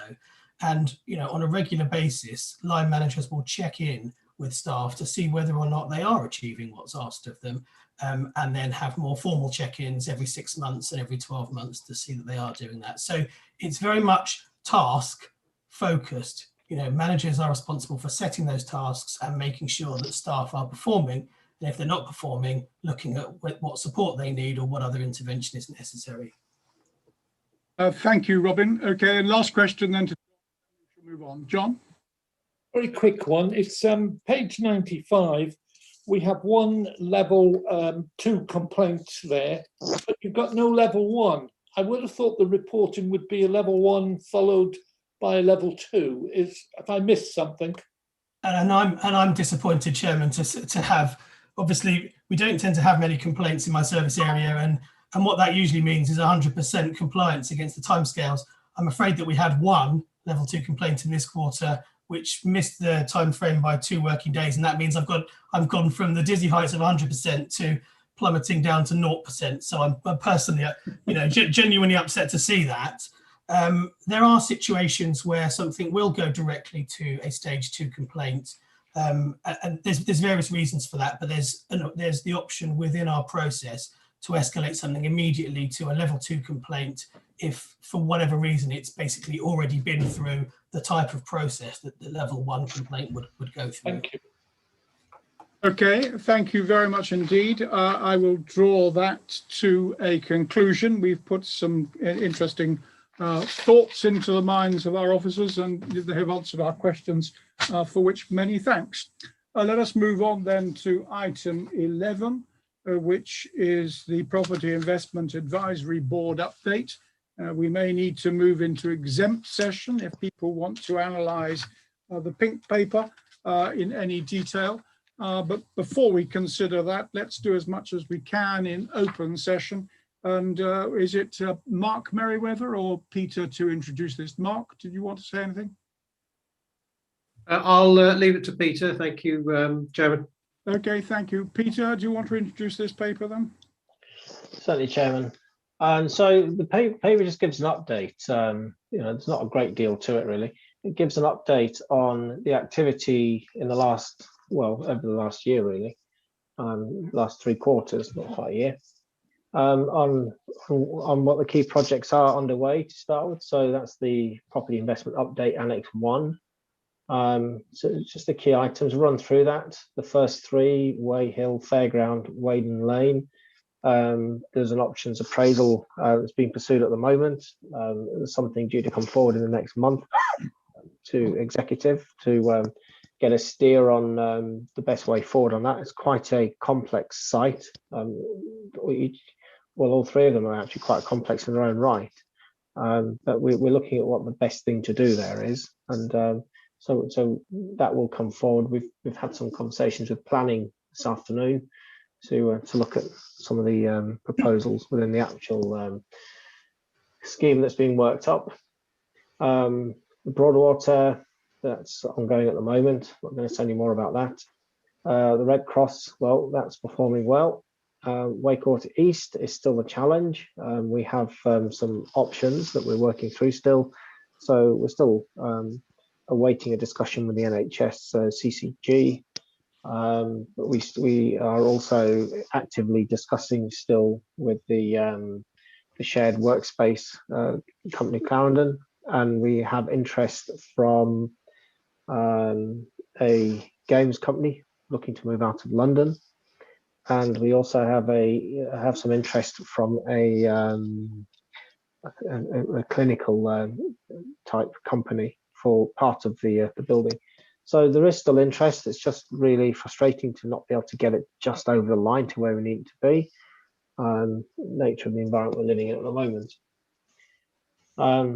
Just moving on from that. The Nuffield lease regear. Nuffield board have not pursued the regear that we agreed with them. We will be going back to them directly. It will certainly in the next few months, once the gyms start to open again and they can start to trade, and we can start to approach them and agree, hopefully, a different way forward with them that's more conducive to the environment they're now working in. Understandable that Nuffield stepped away, once the pandemic hit, and because it's it's a leisure gym business, so obviously they were badly affected in terms of their operation. Burrows Development, that's coming forward literally in the next couple of weeks with the conclusion of the tender to do the next phase of the options appraisal as to what we're going to do with that site. David covered some of that earlier. The out of borough acquisition retail, we know about that one. It's in the budget. It's performing well. Easement at Loxwood Road, that's a significant sum of money that's just literally been to the executive for approval. So that's the literally, as it says at the top there, and get to it. The stuff that's recently been through PIAB doesn't include any of the conversations that we had last week. That will come forward in the next one. So other potential stuff, so it's a bit cryptic. I can't really discuss that without going any of this section without actually going into exempt, because they are all commercially sensitive. Chairman. Okay, thank you. Stephen. Yes, that sort of going into pink. There's one item, recent purchase, hopes to have a lease extension. Any progress on that? Sorry, you have to be, say which bit is that? Pink paper, item 5. Okay, I've got pink and probably it's white. 1, 2, 3, 4. I mean, I think the name's in the public domain now, so I can be plain about it if you want. Well, if it is, then you do. So it hopes to have a lease extension. Which one's that? I can't see that on you. West Wickham. Oh, sorry. Yes. Yes. Well, fair enough. That is in public domain. We can talk about that. It doesn't need to be pink on that one. It's it's something that's public information. So we haven't entered into lease negotiations as yet. It's a little bit early to be getting into that. So there's no update to be given on that at the moment. Right. No, I mean, I thought it was actually the other side who were the ones who had been interested going back to last year, but just wanted to know if they'd showed any further interest. No, not in lease negotiations at this point. Okay, thank you. Okay, Jerry. Yes, thank you, Chairman. I could spend ages on the Brightwells issue that's in there, but just to refer to page 103, if I could. The bottom item amongst the boxes there tells us that, and this is the open papers, sorry, page 103, that progress is being made with 2 suitable alternative natural green spaces, SANGs, opportunities within the borough. Now, I think everybody is or should be aware, because I've been banging on about it long enough, that since 2019 and since the People Over Wind case, that we cannot grant consents lawfully without having an assessment of the extent to which any mitigation is effective. And in the absence of that, of course, having SANGs is great, but they're unusable lawfully. And we can't sell that mitigation lawfully or we can't grant consents lawfully. I would think it would be fraudulent for us to sell the mitigation if knowing that it wasn't lawful a lawful solution. I do have difficulty with this, as you can appreciate, because I'm bound by the code of conduct, as is everybody else, and the Nolan principles. We are charging for a mitigation strategy that can't be lawfully applied, and I wonder, as value for money. What do you think our position as a group should be in, getting the executive and our officers to apply the national planning policy guidance and the legal constraints that are in place?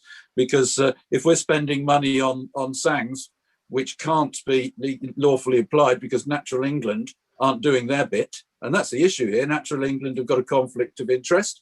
They've got a delivery framework to deliver housing, as well as protecting the wildlife and endangered species. That's obviously conflicting with the position they're in. They're doing the government's work, and that is to not provide us with the information that we need, because they haven't got it yet. Okay, so where do we go with that? With this, because it's blindingly obvious.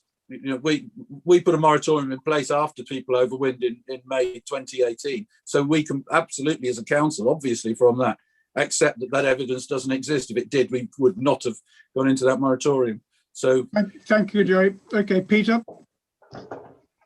I can't really comment on any of what Councillor Hyman's just said, to be fair, Chairman. Okay, Jerry, I think you may want to take that up with the legal officer. This is something which you've brought up before. In terms of the whole legality of that. If you're dissatisfied, I think that's the only action that I can recommend to you.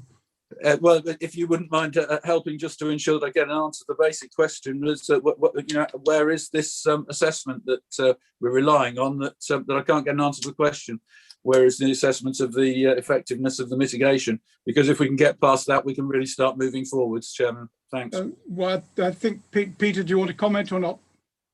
I've got nothing to comment on that one. It's not my area to comment on. Robin, do you want to make any comment on this overall?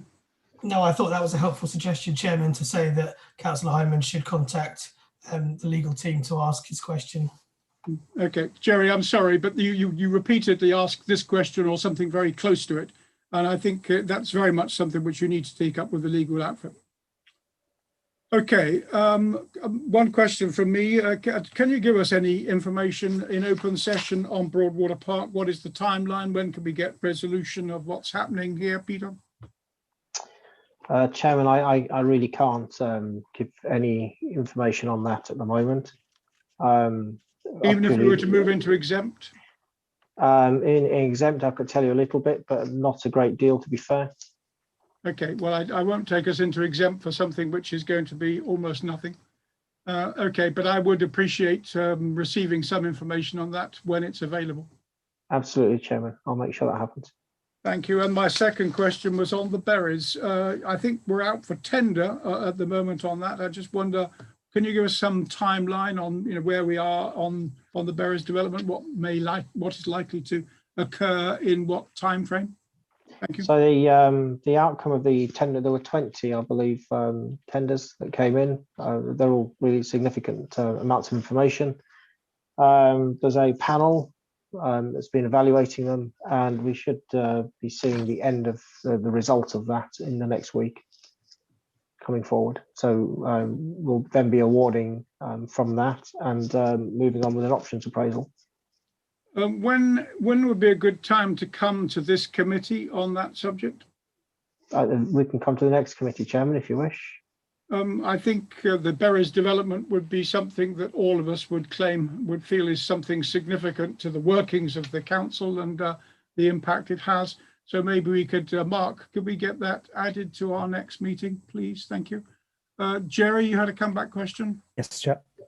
It's a general question in respect to the items on page 103, which are things that we're looking at, investment, possible potential opportunities. Earlier in the meeting, at the beginning of the meeting, we were talking about the Public Works Loans Board being taken over by the Treasury, or we were told about it and that it's going to have meanings to us. I assume that's to do with, well, we were told that's to do with the borrowing. If these are also dependent upon internal borrowing, albeit not through the Treasury or Public Works Loans Board, but these are internal borrowings, does where the government is heading, or the Treasury is heading with this, are they tightening up on the statutory guidance through the Act, which restricts our investment activities a little? Are all these affected by the way that the thinking is changing there, or is there no impact because this is internal borrowing and not external? Thanks. Thank you, Jerry. Peter? So, Councillor Hyman, the thing is, whether it's internal or external borrowing to some degree isn't really relevant in this scenario. It's the purpose of the investment that really makes the difference. So the impact the changes with PWLB have on us corporately is that we can't look at individual investments in their own right anymore, as we have been, because we have to look at our corporate plan over a long period of time to understand what our requirements are going to be in terms of financing and where we're going to satisfy that requirement from, including refinancing if necessary. Say, I'm talking a long time frame here, beyond possibly 10 years even. When do we need to refinance? Will we need to refinance? And these are really big questions to be answered. We are actively now beginning to work on that in terms of our new, well, not say new, but revising the existing property investment strategy to fully work through these implications. Not every one of those items on the agenda at the moment are necessarily just for yield. There are other things in there, such as land banking, housing opportunities, regeneration opportunities, and all of these things are really valid for us as a local authority to invest in. And the fact that they will be yield within that is incidental. And that's where PWLB is coming from. But our primary motive going forward has to be something more to do with the borough than what it is about just buying something for yield, entirely for yield. So out of borough isn't excluded.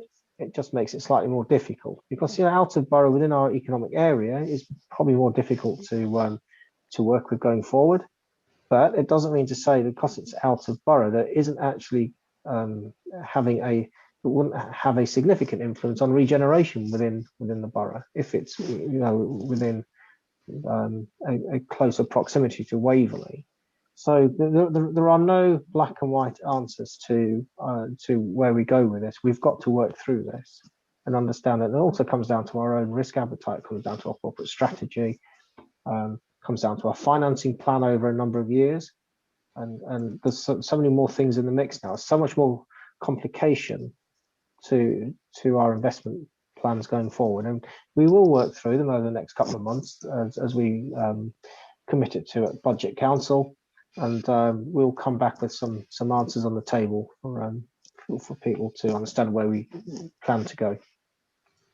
Okay, thank you very much indeed. Any other questions from any other members of the panel of the committee? Okay, I see no hands up. That is the last item before us for our consideration. Recommendation here, it's recommended the committee notes the property investment activity, makes any observations. We've made of those. So we have therefore completed that agenda item. And I think that completes the overall meeting. Are there any other points that anybody wishes to raise before I close the meeting? Okay, that being the case, thank you for your attendance. Thank you to officers for coming to the meeting and explaining matters so clearly to us. Thank you very much indeed. Good to have various visitors from the executive and elsewhere. May I just say thank you very much and wish you a good rest of the evening. Thank you.